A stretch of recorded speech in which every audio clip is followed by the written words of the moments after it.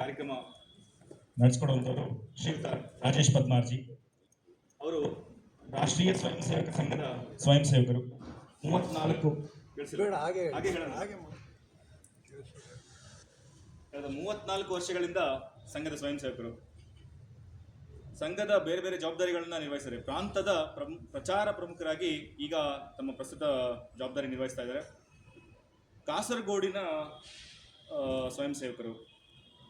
ಪ್ರಸ್ತುತ ಮಲ್ಲೇಶ್ವರಂ ಸರ್ಕಾರಿ ಪದವಿ ಪೂರ್ವ ಕಾಲೇಜಿನಲ್ಲಿ ಜೀವಶಾಸ್ತ್ರ ವಿಷಯದ ಉಪನ್ಯಾಸಕರಾಗಿ ಅವರು ಕೆಲಸ ಮಾಡ್ತಾ ಇದ್ದಾರೆ. ದಿಶಾ ಭಾರತ್, ಸಮರ್ಥ ಭಾರತ, ಟಿಂಕರ್ಸ್ ಫೋರಂ ಈ ಒಂದು ಸಂಸ್ಥೆಗಳ ಇದು ಪ್ರಾಂತ ಮಟ್ಟದಲ್ಲಿ ಇರುವಂಥ ಒಂದು ಸಂಸ್ಥೆಗಳ ಟ್ರಸ್ಟಿ ಕೂಡ ಹೌದು. ಸ್ವರಾಜ್ಯ 75, ಸಾಮರಸ್ಯಕ್ಕೆ ಬೇಕು ತೆರೆದ ಮನಸ್ಸು, my Bharat, thought for the day ಈ ಒಂದು ಪುಸ್ತಕಗಳ ಲೇಖಕರು ಕೂಡ ಹೌದು. ಇವತ್ತಿನ ಕಾರ್ಯಕ್ರಮವನ್ನು ಒಂದೇ ಮಾತರಂ ಅದರ ಪ್ರಸ್ತುತಿ ಮತ್ತು ಅದರ ವಿಚಾರ 150 ವರ್ಷದ ಒಂದು ವಿಶೇಷವನ್ನು ತಿಳಿಸ್ಕೊಳ್ಳೋಕ್ಕೆ ನಮ್ಮ ಜೊತೆ ಬಂದಿದ್ದಾರೆ. ಅವರಿಗೆ ನಮ್ಮ ಕಾರ್ಯಕ್ರಮಕ್ಕೆ ಸ್ವಾಗತ. ಮತ್ತೊಬ್ಬರು ಶ್ರೀಯುತ ಸಿ ವಿ ಶೆಣೈಯವರು ನಮ್ಮ ದಾಸರಳ್ಳಿ ಭಾಗದ ಮಂಥನದ ಸಂಚಾಲಕರು. ಅವರು HR ಮತ್ತು ಲೀಗಲ್ ಅಡ್ವೈಸರ್ ಆಗಿದ್ದಾರೆ. ಪ್ರಸ್ತುತ ದಾಸರಳ್ಳಿ ಭಾಗದ ಮಂಥನ ಸಂಚಾಲಕರಾಗಿ ಜವಾಬ್ದಾರಿ ನಿರ್ವಹಿಸ್ತಾ ಇದ್ದಾರೆ. ಅವರು ನಮ್ಮ ಜೊತೆಗಿದ್ದಾರೆ. ಇವತ್ತಿನ ಕಾರ್ಯಕ್ರಮವನ್ನು ರಾಜೇಶ್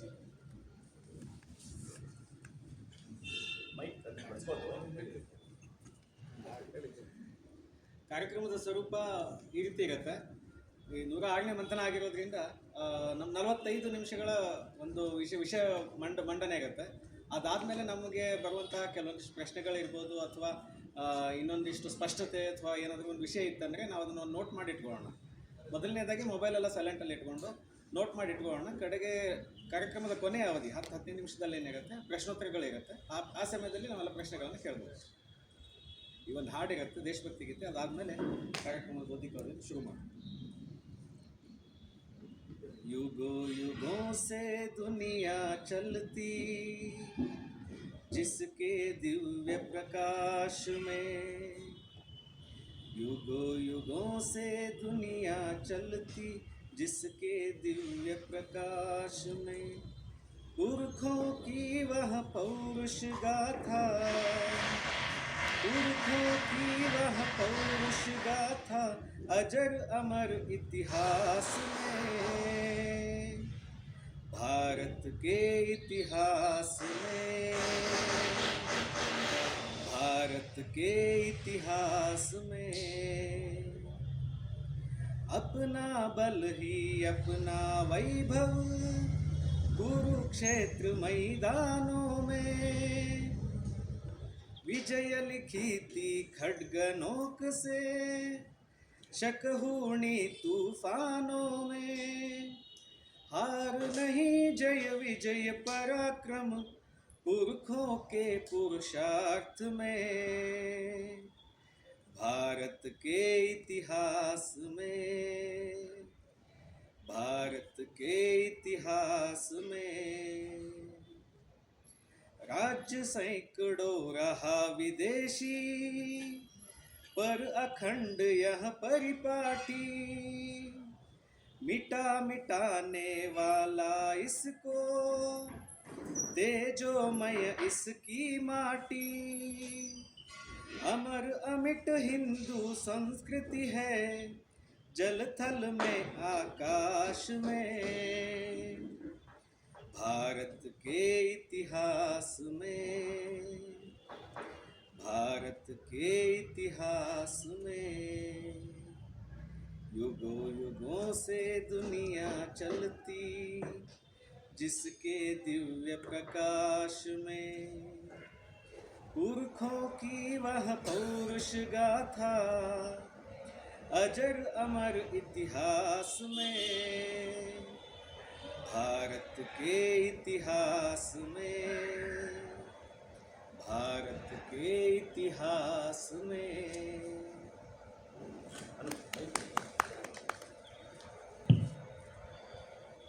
ವೇದಿಕೆಯಲ್ಲಿ ಆಸನರಾಗಿರ್ತಕ್ಕಂಥ ಆತ್ಮೀಯರು, ಮಂಥನ ವೇದಿಕೆಯ ಸಂಚಾಲಕರಾಗಿರ್ತಕ್ಕಂಥ ಸಿ ವಿ ಶೆಣೈ ಅವರೇ, ಎಲ್ಲ ಸಜ್ಜನ ಬಂಧುಗಳೇ, ತಾಯಂದ್ರೆ, ಮಕ್ಕಳೇ, ಇವತ್ತಿನ ವಿಷಯ ವಂದೇ ಮಾತರಂ 150ನೇ ವರ್ಷದ ಸಂದರ್ಭದಲ್ಲಿ ಮಂಥನ ವೈಚಾರಿಕ ವೇದಿಕೆ ಮೂಲಕ ಆ ಗೀತೆಯ ಕುರಿತಾದಂತಹ ಒಂದು ಐತಿಹಾಸಿಕ ಕಥಾನಕ, ಅದರ ಒಂದಿಷ್ಟು ವಿಷಯಗಳನ್ನ ನಿಮ್ಮಲ್ಲಿ ತಿಳಿಸಲಿಕ್ಕೆ ಹೇಳಿದ್ದಾರೆ. ಪ್ರಾರಂಭದಲ್ಲಿ ಒಂದಿಷ್ಟು ವಿಷಯಗಳನ್ನ ನಿಮ್ಮ ಗಮನಕ್ಕೆ ತರ್ತೀನಿ. ನಂತರ ನಿಮ್ಮ ಮನಸ್ಸಲ್ಲಿ ಏನಾದರೂ ಪ್ರಶ್ನೆಗಳಿದ್ರೆ, ಅನಿಸಿಕೆಗಳಿದ್ರೆ ಅದನ್ನು ಹಂಚಿಕೊಳ್ಬಹುದು. ಮೊನ್ನೆ ಮೇ 18ನೇ ತಾರೀಕು ಕೇರಳದಲ್ಲಿ ಹೊಸ ಮುಖ್ಯಮಂತ್ರಿಗಳು ಪ್ರಮಾಣ ವಚನವನ್ನ ಸ್ವೀಕಾರ ಮಾಡಿ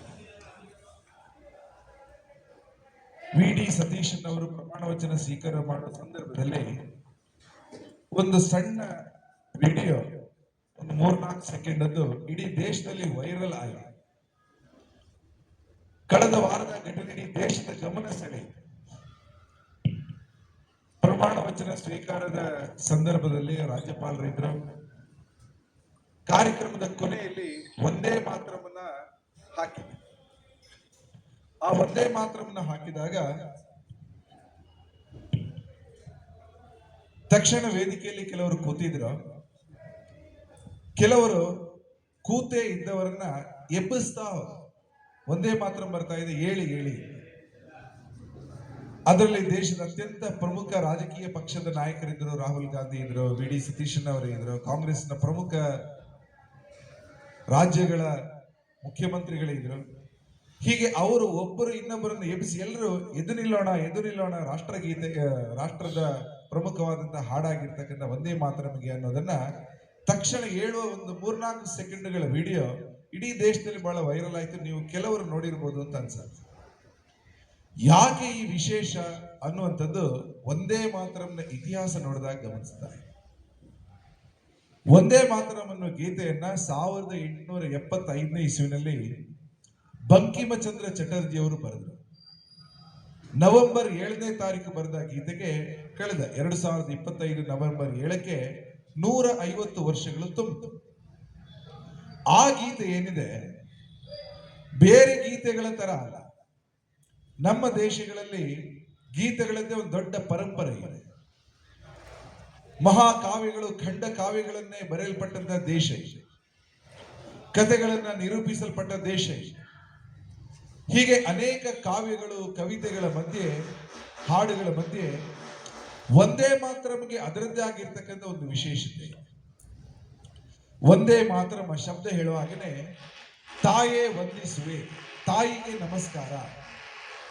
ಈ ಶಬ್ದ ಏನಿದೆ ಬಹಳ ಹಿಂದಿನಿಂದಲೂ ನಮ್ಮ ದೇಶದಲ್ಲಿ ಈ ಭಾವನೆ ಹಾಸುಹೊಕ್ಕಾಗಿದೆ. ನಮ್ಮ ದೇಶದ ವೇದ ಪರಂಪರೆಯಲ್ಲಿ ಅಥರ್ವಣ ವೇದದ ಭೂಮಿ ಸೂಕ್ತದಲ್ಲೇ ಅಂಗೀರಸ ಮಹರ್ಷಿಗಳ ಒಂದು ಮಾತಿದೆ, ಮಾತಾ ಭೂಮಿ ಪುತ್ರೋಹಂ ಪೃಥಿವ್ಯಾ. ಈ ನೆಲವೇ ನಮ್ಮ ತಾಯಿ, ನಾವೆಲ್ಲರೂ ಇದರ ಮಕ್ಕಳು. ಹೀಗಾಗಿ ನಮಗೆ ಯಾವುದನ್ನ ಆಪ್ಯಾಯಮಾನ ನಮಗೆ ಬೇಕಾದ ಅನ್ಸುತ್ತೆ ಎಲ್ಲವನ್ನು ಮಾತೃ ಸ್ವರೂಪದಲ್ಲಿ ನೋಡ್ತೀವಿ. ನೆಲ ನಮ್ಮ ತಾಯಿ ಭೂಮಾತಾ, ನೀರನ್ನು ತಾಯಿ ಗಂಗಾ ಮಾತಾ, ಗೋವನ್ನು ತಾಯಿ ಗೋ ಮಾತಾ. ಹೀಗೆ ಮಾತೃ ಸ್ವರೂಪದಲ್ಲಿ ಆರಾಧನೆ ಮಾಡುವ ಒಂದು ದೊಡ್ಡ ಸಂಸ್ಕೃತಿ ನಮ್ಮ ದೇಶದಲ್ಲಿದೆ. ಆ ಭಾವನೆ ಆಧಾರದಲ್ಲೇ ಈ ದೇಶ ಭಾರತವು ನಮ್ಮ ತಾಯಿ, ಭಾರತ್ ಮಾತಾ ಅನ್ನುವ ಭಾವನೆ ಕೂಡ ನಮ್ಮೆಲ್ಲರ ಮನಸ್ಸಲ್ಲಿದೆ. ಹೀಗಾಗಿ ಈ ಚಿಂತನೆ ಏನಿದೆ ಇದೊಂದು ಸನಾತನ ಚಿಂತನೆ, ಎಟರ್ನಲ್ ಚಿಂತನೆ, ಇವತ್ತು ನಿನ್ನೆ ಇದಲ್ಲ. ಆ ಚಿಂತನೆಗಳಿಗೆ ಅಕ್ಷರ ರೂಪ ಕೊಟ್ಟ ಅನೇಕ ಕವಿಗಳ ಪೈಕಿ ಒಬ್ಬರು ಬಂಕಿಮಚಂದ್ರ ಚಟರ್ಜಿ. ಬಂಕಿಮಚಂದ್ರ ಚಟರ್ಜಿ ಕಲ್ಕತ್ತಾದವರು, ಬಂಗಾಳದವರು. ಯಾವಾಗ ನಮ್ಮ ದೇಶಕ್ಕೆ ಬ್ರಿಟಿಷರ ಪ್ರವೇಶ ಆಯ್ತೋ, ಬ್ರಿಟಿಷರು ನಮ್ಮ ದೇಶವನ್ನು ಆಳ್ತಾ ಇದ್ದಾಗ ಅವರ ಮನಸ್ಸಲ್ಲಿ ಒಂದು ಸಣ್ಣ ಯೋಚನೆ ಬಂತು.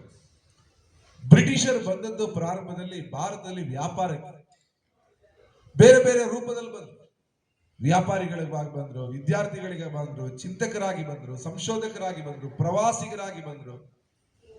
ಹಲವಾರು ರೂಪದಲ್ಲಿ ಭಾರತಕ್ಕೆ ಬಂದ ಅವರು ಒಟ್ಟಾಗಿ ಅವರು ಅಂದ್ಕೊಂಡ್ರು ಭಾರತವನ್ನು ನಾವು ಆಳೋಣ. ವ್ಯಾಪಾರಕ್ಕೆ ಬಂದವರು ಆಳ್ವಿಕೆ ಮಾಡಲಿಕ್ಕೆ ಶುರು ಮಾಡಿದ್ದಾರೆ.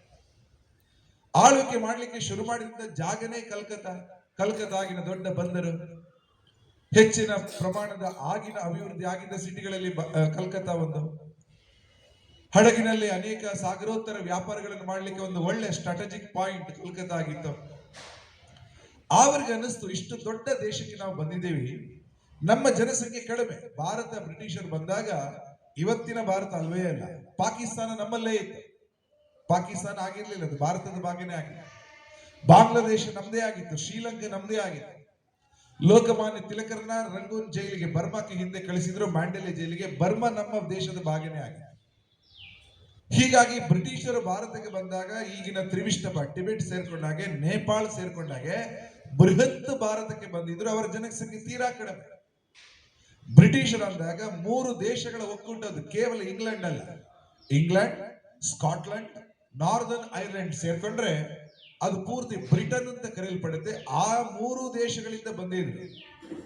ಸ್ಕಾಟ್ಲೆಂಡ್ ಇಂದ ಸ್ಕಾಟಿಷ್, ಐರ್ಲೆಂಡ್ ಇಂದ ಐರಿಷ್, ಹಾಗೆ ಇಂಗ್ಲೆಂಡ್ ಇಂದ ಇಂಗ್ಲಿಷರು ಬಂದು 3 ಭಾಷೆಗಳಲ್ಲಿ ಭಾರತದಲ್ಲಿ ಪಾರುಪತ್ಯವನ್ನು ಸ್ಥಾಪನೆ ಮಾಡ್ತಾ ಹೋದ್ರು. ಅವ್ರಿಗೆ ಅನಿಸ್ತು ನಾವು ಈ ದೇಶವನ್ನ ಇನ್ನು ಮುಂದಿನ 200-300 ವರ್ಷಗಳ ಕಾಲ ಆಳ್ತೀವಿ. ಆಳ್ಬೇಕಿದ್ರೆ ನಮ್ಮ ಒಂದಷ್ಟು ಅಧಿಕಾರಿಗಳು ಇಲ್ಲೇ ಉಳ್ಕೊಳ್ಬೇಕು, ಅವ್ರು ಇಲ್ಲೇ ಮದುವೆ ಸಂಸಾರಗಳನ್ನು ನಡೆಸ್ಕೋಬೇಕು, ಅವರ ಮಕ್ಕಳಿಗೋಸ್ಕರ ಎಜುಕೇಶನ್, ಶಿಕ್ಷಣ ಬೇಕೇ ಬೇಕು. ಅದಕ್ಕೆ ಭಾರತದಲ್ಲೇ ಅವರಿಗೆ ಶಿಕ್ಷಣ ಕೊಡಬೇಕು. ಓದ್ಲಿಕ್ಕೆ ಇಂಗ್ಲೆಂಡ್ ಕಳಿಸಿ ವಾಪಸ್ ಬರಕ್ಕಾಗಲ್ಲ. ಹಾಗಾಗಿ ಬ್ರಿಟಿಷ್ ಶಿಕ್ಷಣ ಪದ್ಧತಿ ಭಾರತದಲ್ಲಿ ರೂಪೀಕರಣ ಆಯಿತು. ಬ್ರಿಟಿಷರಿಗೋಸ್ಕರ ರೂಪುಗೊಂಡ ಕಾಲೇಜುಗಳಲ್ಲಿ ಅವರ ಸಂಖ್ಯೆ ಕಡಿಮೆ. ಹಾಗಾಗಿ ಅವರಿಗೆ ಅನಿಸ್ತು ನಾವು ವಿದ್ಯಾಭ್ಯಾಸ ಪಡೆದು ಇವರನ್ನ ಆಳ್ವಿಕೆ ಮಾಡ್ತಾ ಹೋದ್ರೆ ಕಷ್ಟ ಆಗುತ್ತೆ, ಭಾರತೀಯರಿಗೆ ಬ್ರಿಟಿಷ್ ಶಿಕ್ಷಣ ಕೊಡಬೇಕು. ಅದಕ್ಕೋಸ್ಕರ ಬ್ರಿಟಿಷರು ಶಾಲೆ ಕಟ್ಟಿದ್ದು, ಆದರೆ ವಿದ್ಯಾರ್ಥಿಗಳಾಗಿ ಭಾರತೀಯರನ್ನು ತಗೊಳ್ತಾ ಹೋದರು. ಅನೇಕ ಭಾರತೀಯರು ಆ ಮೂಲಕ ಬ್ರಿಟಿಷ್ ಶಿಕ್ಷಣ ಪಡೆದು ಬ್ರಿಟಿಷ್ ಅಧಿಕಾರಿಗಳಾಗಬೇಕು ಅಂತ ಅವರ ಯೋಚನೆಯಲ್ಲಿ. ಅದಕ್ಕೋಸ್ಕರ ಉನ್ನತ ವಿದ್ಯಾಭ್ಯಾಸಕ್ಕೋಸ್ಕರ ಯೂನಿವರ್ಸಿಟಿಯನ್ನ ಕಟ್ಟಿದರು. ಈ ರೀತಿಯಲ್ಲಿ ಬ್ರಿಟಿಷರು ಕಟ್ಟಿದ ಭಾರತದ ಮೊದಲ ಯೂನಿವರ್ಸಿಟಿ ಕಲ್ಕತ್ತಾ ಯೂನಿವರ್ಸಿಟಿ. ಅದರ ಮೊದಲ ಬ್ಯಾಚ್ ನ ಪಾಸ್ ಔಟ್ 1858 ಅಲ್ಲ. ಆ ಮೊದಲ ಬ್ಯಾಚ್ ಅಲ್ಲಿ ಇದ್ದದ್ದೇ 2, ಅದರಲ್ಲಿ ಒಬ್ಬರು ಬಂಕಿಮ ಚಂದ್ರ ಚಟರ್ಜಿ, ಒಂದೇ ಮಾತ್ರವನ್ನು ಬರೆದವರು. ಬಂಕಿಮರು ಹುಟ್ಟಿದ್ದು 1838 ಇಸ್ವಿನಲ್ಲಿ ಪಶ್ಚಿಮ ಬಂಗಾಳದ ಒಂದು ಊರು ಕಾಂಟಲ್ಪಾಡ. ಇವತ್ತು ಪಶ್ಚಿಮ ಬಂಗಾಳದ ಒಂದು ಜಿಲ್ಲೆ ಇದೆ, 24 ಪರಗಣ, 24 ಪರಗಣ ಅಂತ ಕರೀತಾರೆ. ಆ ರೀತಿಯ ಒಂದು ಜಿಲ್ಲೆ, ಆ ಜಿಲ್ಲೆಯ ಒಂದು ಸಣ್ಣ ಮನೆ, ಅಂದ್ರೆ ಸಣ್ಣ ಊರಿನ ಒಂದು ಮನೆ, ಅಲ್ಲಿ ಹುಟ್ಟಿದವರು. ಕಲ್ಕತ್ತಾದಲ್ಲಿ ವಿದ್ಯಾಭ್ಯಾಸ ಆದ ತಕ್ಷಣ ಬ್ರಿಟಿಷ್ ಸರ್ಕಾರ ಅವರಿಗೆ ಉದ್ಯೋಗವನ್ನು ಕೊಡ್ತು. ಅವರಿಗೆ ಕೊಟ್ಟ ಉದ್ಯೋಗ ಸಬ್ ಮ್ಯಾಜಿಸ್ಟ್ರೇಟ್, ನ್ಯಾಯಾಧೀಶರಾಗಿ ಕೊಟ್ಟರೆ. ನ್ಯಾಯ ಬ್ರಿಟಿಷರ ಕೈಯಲ್ಲಿತ್ತು, ಅವ್ರು ಹೇಳಿದಾಗೆ ನಾವು ನಡ್ಕೊಳ್ಬೇಕು. ಅವರನ್ನ ಅಂದ್ರೆ ಕೇವಲ 20 ವರ್ಷ 20 ವರ್ಷದ ಯುವಕನಾದ ಬಂಕಿಮರನ್ನ ಅವರು ಫಸ್ಟ್ ಡೆಬ್ಯೂಟ್ ಮಾಡಿದಂತ ಒಂದು ಊರು ಜಶೂರ್ ಅಂತ ಕರೀತಾರೆ. ಅದು ಕಲ್ಕತ್ತಾದಿಂದ ಸ್ವಲ್ಪ ದೂರ ಇದೆ. ಹೀಗಾಗಿ ಅವರು ಹುಟ್ಟಿದ ಕಾಂಟಲ್ಪಾಡ, ಓದಿದ ಕಲ್ಕತ್ತಾ, ಜಶೂರ್, ಈ 3 ಕೂಡ ಬಂಕಿಮರ ಜೀವನದಲ್ಲಿ ಅತ್ಯಂತ ಪ್ರಭಾವಿತವಾದಂತಹ ಸಂದರ್ಭವನ್ನು ತೋರಿಸ್ತದೆ. ಬಂಕಿಮರು ಮೂಲತಃ ಬರಹಗಾರರ ಕುಟುಂಬದವರು. ಅವರ ತಂದೆ ಸಿವಿಲ್ ಸರ್ವೆಂಟ್ ಆಗಿ ಬ್ರಿಟಿಷ್ ಸರ್ಕಾರದಲ್ಲಿ ಸೇವೆ ಸಲ್ಲಿಸ್ತಾ ಇದ್ದ. ಅವರ ಮುತ್ತಜ್ಜ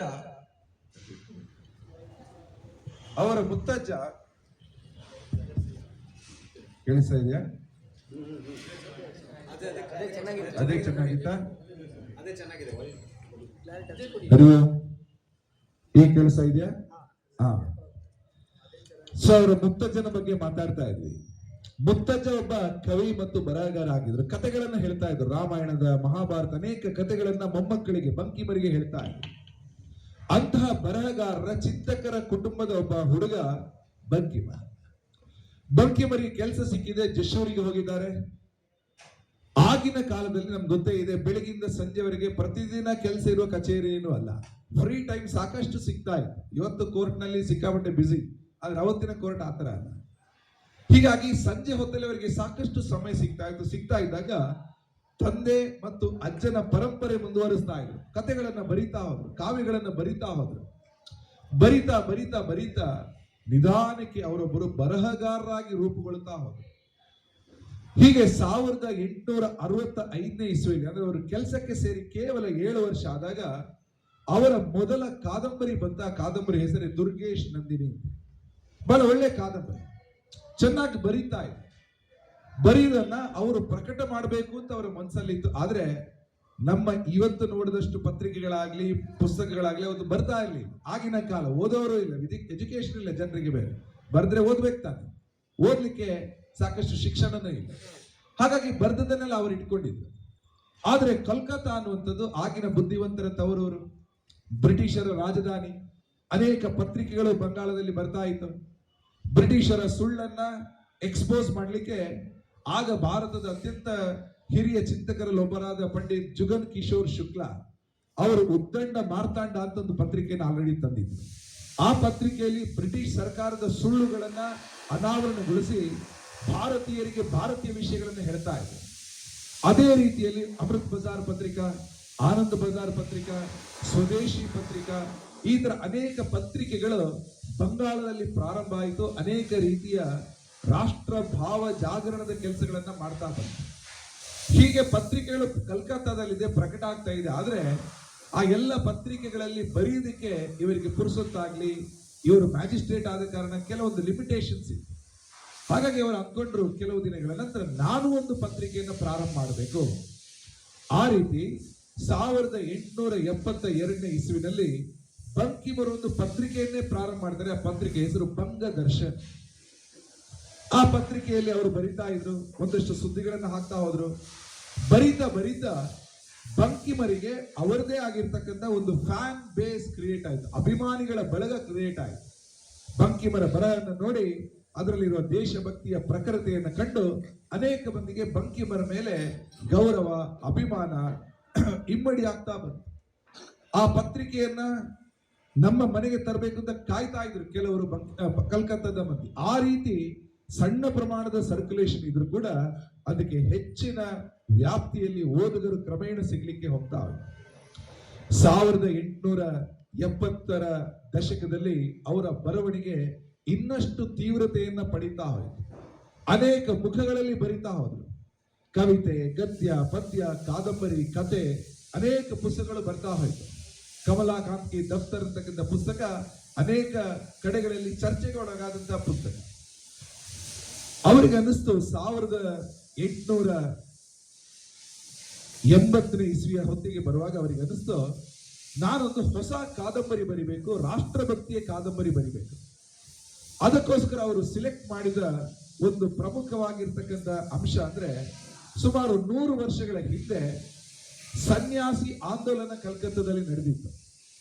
ಬ್ರಿಟಿಷ್ ಸರ್ಕಾರದ ವಿರುದ್ಧನೇ ಸನ್ಯಾಸಿಗಳು ಒಂದಾಗಿ ಒಂದು ಹೋರಾಟವನ್ನ ಮಾಡಿದರು. ಬ್ರಿಟಿಷರು ಭಾರತದ ಸಾಂಸ್ಕೃತಿಕ ಧಾರ್ಮಿಕ ವಿಷಯಗಳ ಮೇಲೆ ಕೈ ಹಾಕಿ ಅನೇಕ ಸಂಗತಿಗಳನ್ನ ಅವರು ತಮ್ಮ ಕೈಗೆ ತಗೊಂಡಿದ್ರು.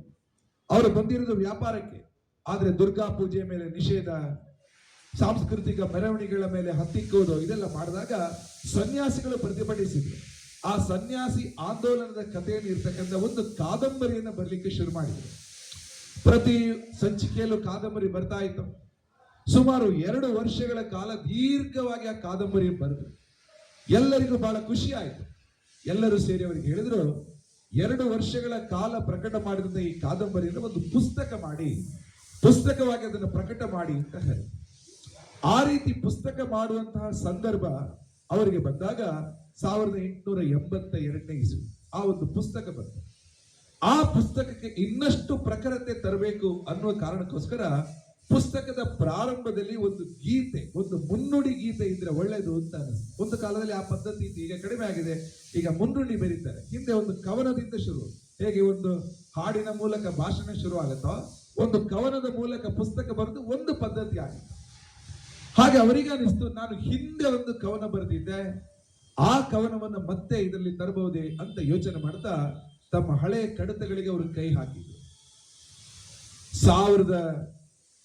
1858ಕ್ಕೆ ಕೆಲಸ ಸಿಕ್ಕಿದ ಅವರು 1875ರ ಸಂದರ್ಭದಲ್ಲಿ ಒಂದು ಗೀತೆಯನ್ನು ಬರೆದಿದ್ರು. ಅದೇ ಒಂದೇ ಮಾತು.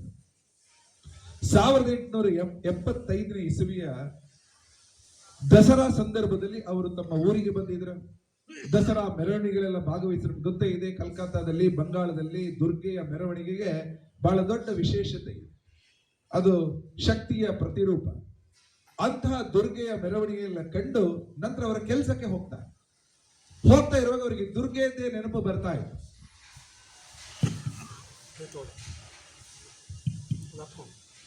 ದುರ್ಗೆಯ ನೆನಪು ಅವರಿಗೆ ನಡೀತಾ ಇದೆ. ದುರ್ಗೆಯನ್ನ ಮನಸ್ಸಲ್ಲಿ ಕಂಡು ದುರ್ಗೆಯ ಬಗ್ಗೆನೇ ಯೋಚನೆ ನಡೀತಾ ಇದೆ. ಸುಮಾರು 1 ತಿಂಗಳು ನಡೆಯಿತು. ನಿಮ್ಗೆ ಗೊತ್ತೇ ಇದೆ, ದಸರಾದ ನಂತರ ಬರುವ ಮುಂದಿನ ಹಬ್ಬ ಯಾವುದು? ದೀಪಾವಳಿ. ದೀಪಾವಳಿಯ ಸಂದರ್ಭದಲ್ಲಿ ಅವರು ಊರಿಗೆ ಬರಬೇಕಿತ್ತು. ನವೆಂಬರ್ನ ಮೊದಲ ವಾರ ಊರಿಗೆ ಬರುವಾಗ ಪ್ರತಿ ಸರ್ತಿನೂ ಹೋಗುವ ಅದೇ ಊರು, ಟ್ರೈನ್ ಅಲ್ಲಿ ಹೋಗ್ತಾ ಇದ್ದಾರೆ, ಅದೇ ನದಿ, ಅದೇ ಮರ, ಅದೇ ಪ್ರಕೃತಿ. ಆದ್ರೆ ಊರಿಗೆ ಪ್ರಯಾಣ ಮಾಡುವ ಆ ಸಂದರ್ಭದಲ್ಲಿ ಅವರಿಗೆ ಅತ್ಯಂತ ವಿಶೇಷವಾಗಿ ಅವತ್ತಿನ ಪ್ರಕೃತಿ ಕಾಣ್ತಾರೆ. ಸದಾ ಬೀಸುವ ಗಾಳಿ, ನಿತ್ಯ ಬೀಸುವ ಗಾಳಿ ಅವತ್ತು ಬೀಸ್ತು. ಅವರ ಬಾಯಿಂದ ಬಂತು ಮಲಯಜ ಶೀತಲ. ಹಸುರುಗಳನ್ನು ನೋಡಿ ಅವರಿಗೆ ಅನಿಸ್ತು ಸಸ್ಯ ಶ್ಯಾಮಲ. ಆ ಗಿಡದಲ್ಲಿರುವ ಒಂದು ಮೊಗ್ಗು ನಾಳೆ ಅರಳಬೇಕು, ಇವತ್ತು ಅರಳಿ ನಿಂತಿದೆ. ಅವರಿಗೆ ಅನಿಸ್ತು ಫುಲ್ಲ ಕುಸುಮಿತ ಧ್ರುಮದಳ ಶೋಭಿನಿ. ಪ್ರಕೃತಿಯ ನಕ್ಕಾಗ ಅನಿಸ್ತು ಸುಹಾಸಿನಿ. ಪ್ರಕೃತಿಯ ಶಬ್ದಗಳು ಕೇಳಿತು ಸುಮಧುರ ಭಾಷಿಣಿ. ನೀರು ಹರಿತಾ ಇದೆ ಸುಜಲ, ಹಣ್ಣುಗಳು ಕಾಡ್ತಾ ಇದೆ ಸುಫಲ. ಈ ತರ ಒಂದೊಂದೇ ಶಬ್ದಗಳು ಅಲ್ಲಿಂದ ಇಲ್ಲಿಂದ ಮೂಡಿ ಬರ್ತಾ ಅವರ ಕವಿ ಹೃದಯದ ಮೂಲಕ ಒಂದೊಂದೇ ಶಬ್ದಗಳ ಉತ್ಪತ್ತಿ ಆಗ್ತಾ ಬಂತು. ಒಂದೇ ಮಾತ್ರ ಹೇಗೆ ಹುಟ್ಕೊಳ್ತು ಅನ್ನೋದ್ರ ಬಗ್ಗೆ 10 ಘಟನೆಗಳು, ಥಿಯರಿಗಳಿದೆ. ಒಂದೊಂದು ರೂಪದಲ್ಲಿ ಹೇಳಿದೆ. ಮೋಸ್ಟ್ ರಿಲಯಬಲ್, ಅತ್ಯಂತ ಸತ್ಯ ಘಟನೆ ಅಂತ ಅನ್ಬಹುದಾದಂತಹ ಒಂದು ಕಥಾನಕವನ್ನ ಕನ್ನಡಕ್ಕೆ ಕೊಟ್ಟಿರುವರು ಕನ್ನಡದ ಹಿರಿಯ ಸಾಹಿತಿಗಳಾದ ಅನಾಕ್ರಿ ಅವರು. ಅರಕಲಗೂಡು ನರಸಿಂಗರಾಯ ಕೃಷ್ಣರಾಯ ಅಂತ ಕರೀತಾರೆ. ಅವರು ನಂತರದ ವರ್ಷಗಳಲ್ಲಿ ಬಂಗಾಳಕ್ಕೆ ಹೋಗಿ ಅನೇಕ ಸಾಹಿತ್ಯಗಳನ್ನು ಅಧ್ಯಯನ ಮಾಡಿ ಅನೇಕ ಲೇಖನಗಳನ್ನು ಬರೆದವರೇ. ಅನಾಕ್ರಿ ಅವರ ಘಟನೆಯನ್ನ ಬರೀತಾರೆ. ಕಾಂಟಲ್ಪಾಡ ಮನೆಗೆ ಹೋಗಬೇಕಾದ ಬಂಕಿಮರು ರೈಲ್ವೆ ಸ್ಟೇಷನ್ ಬಂದು ಇಳಿತಾರೆ.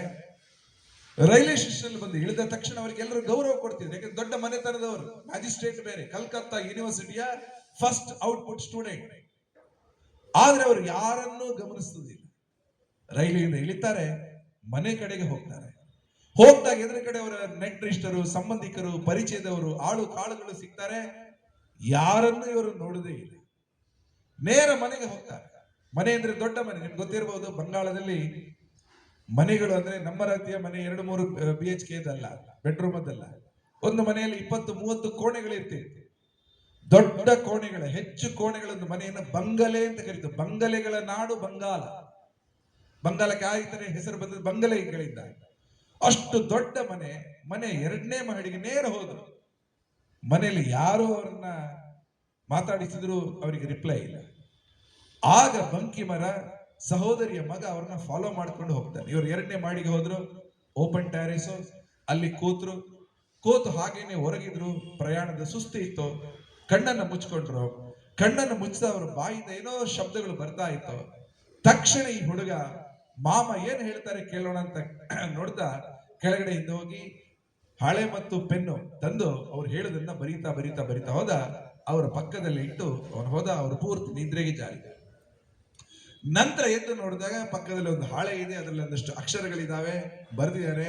ನನ್ನ ಸಹೋದರಿ ಮಗ ಬರೆದದ್ದು ಅಂತ ಗೊತ್ತಾಯ್ತು. ಅದನ್ನ ನೋಡ್ತಾ ಶಬ್ದಗಳ ಅರೇಂಜ್ ಮಾಡ್ತಾ ನಂತರ ಅದಕ್ಕೊಂದು ಸರಿಯಾದ ಪ್ರಾರೂಪ ಕೊಟ್ಟು ಅದನ್ನ ಒಂದು ಗೀತೆಯಾಗಿ ಮಾಡಿದ್ರು. ಆ ಗೀತೆ ವಂದೇ ಮಾತರಂ. ವಂದೇ ಮಾತರಂ ಗೀತೆ ಅನ್ನುವಂಥದ್ದು ಪ್ರೀ ಪ್ಲಾನ್ಡ್ ಗೀತೆ ಅಲ್ಲ ಅನ್ನುವಂಥದ್ದು ಬಂಕಿಮರು ಅನೇಕ ಬಾರಿ ಹೇಳಿ. ಪ್ರೀ ಪ್ಲಾನ್ಡ್ ಅಂದ್ರೆ ಏನು? ಒಂದು ಗೀತೆ ಬರಿಬೇಕು, ಚಾ ಕುಡಿದು ಟೇಬಲ್ ಮೇಲೆ ಕೂತ್ಕೊಂಡು ಪೆನ್ನನ್ನು ಕೈಗೆ ಎತ್ಕೊಂಡು ಬರೀತಾ ಇದ್ರೆ ಅದು ಪ್ರೀ ಪ್ಲಾನ್ಡ್. ಸಡನ್ ಆಗಿ ಬರುವಂತದನ್ನ ನಮ್ಮಲ್ಲಿ ಸಾಮಾನ್ಯ ಉದ್ಗಾರ ಅಂತ ಕರೀತಾರೆ. ನೀವೇನೋ ಕೂತಿದ್ದೀರಿ, ಸಡನ್ ಆಗಿ ಏನಾದ್ರೂ ಮುಳ್ಳು ಚುಚ್ಚಿದ್ರೆ ಬಾಯಿಂದ ಸಡನ್ ಶಬ್ದ ಬರುತ್ತೆ. ಆ ರೀತಿ ತಕ್ಷಣ ಬರತಕ್ಕಂಥ ಶಬ್ದ ಉದ್ಗಾರ ರೂಪದಲ್ಲಿ ಬರುತ್ತೆ. ಅದಕ್ಕೆ ಮಂತ್ರದಷ್ಟೇ ಶಕ್ತಿ ಇರುತ್ತೆ. ಆ ರೀತಿಯ ಒಂದು ಉದ್ಗಾರ ರೂಪಿ ಸಾಲುಗಳು ವಂದೇ ಮಾತರಂ ಅಂತ ಅನೇಕ ಕವಿಗಳು ಹೇಳ್ತಾರೆ. ಹೀಗೆ ಬರೆದಂತಹ ಕವಿತೆ 1875 ನವೆಂಬರ್ 7ನೇ ತಾರೀಕಿನ ಬರೆದಿದ್ರು. ಆ ಗೀತೆಯನ್ನ ಅವರು ಫೈಲಿಂದ ತೆಗೀತಾರೆ. ನಾನಿದು ಹೇಳ್ತಾ ಇರೋದು 1882ರ ಸಂದರ್ಭದಲ್ಲಿ. 1882 ಕಾದಂಬರಿಯ ಪುಸ್ತಕ ರೆಡಿ ಇದೆ, ಮುನ್ನುಡಿ ಗೀತೆ ಬೇಕು. 7 ವರ್ಷ ಕೆಳಗಡೆ ಬರೆದ ಹಾಡನ್ನು ಅವರು ಮತ್ತೆ ತೆಗಿತಾರೆ, ಮುನ್ನುಡಿ ಗೀತೆಯಾಗಿ ಅದಕ್ಕೆ ಸೇರಿಸ್ತಾರೆ.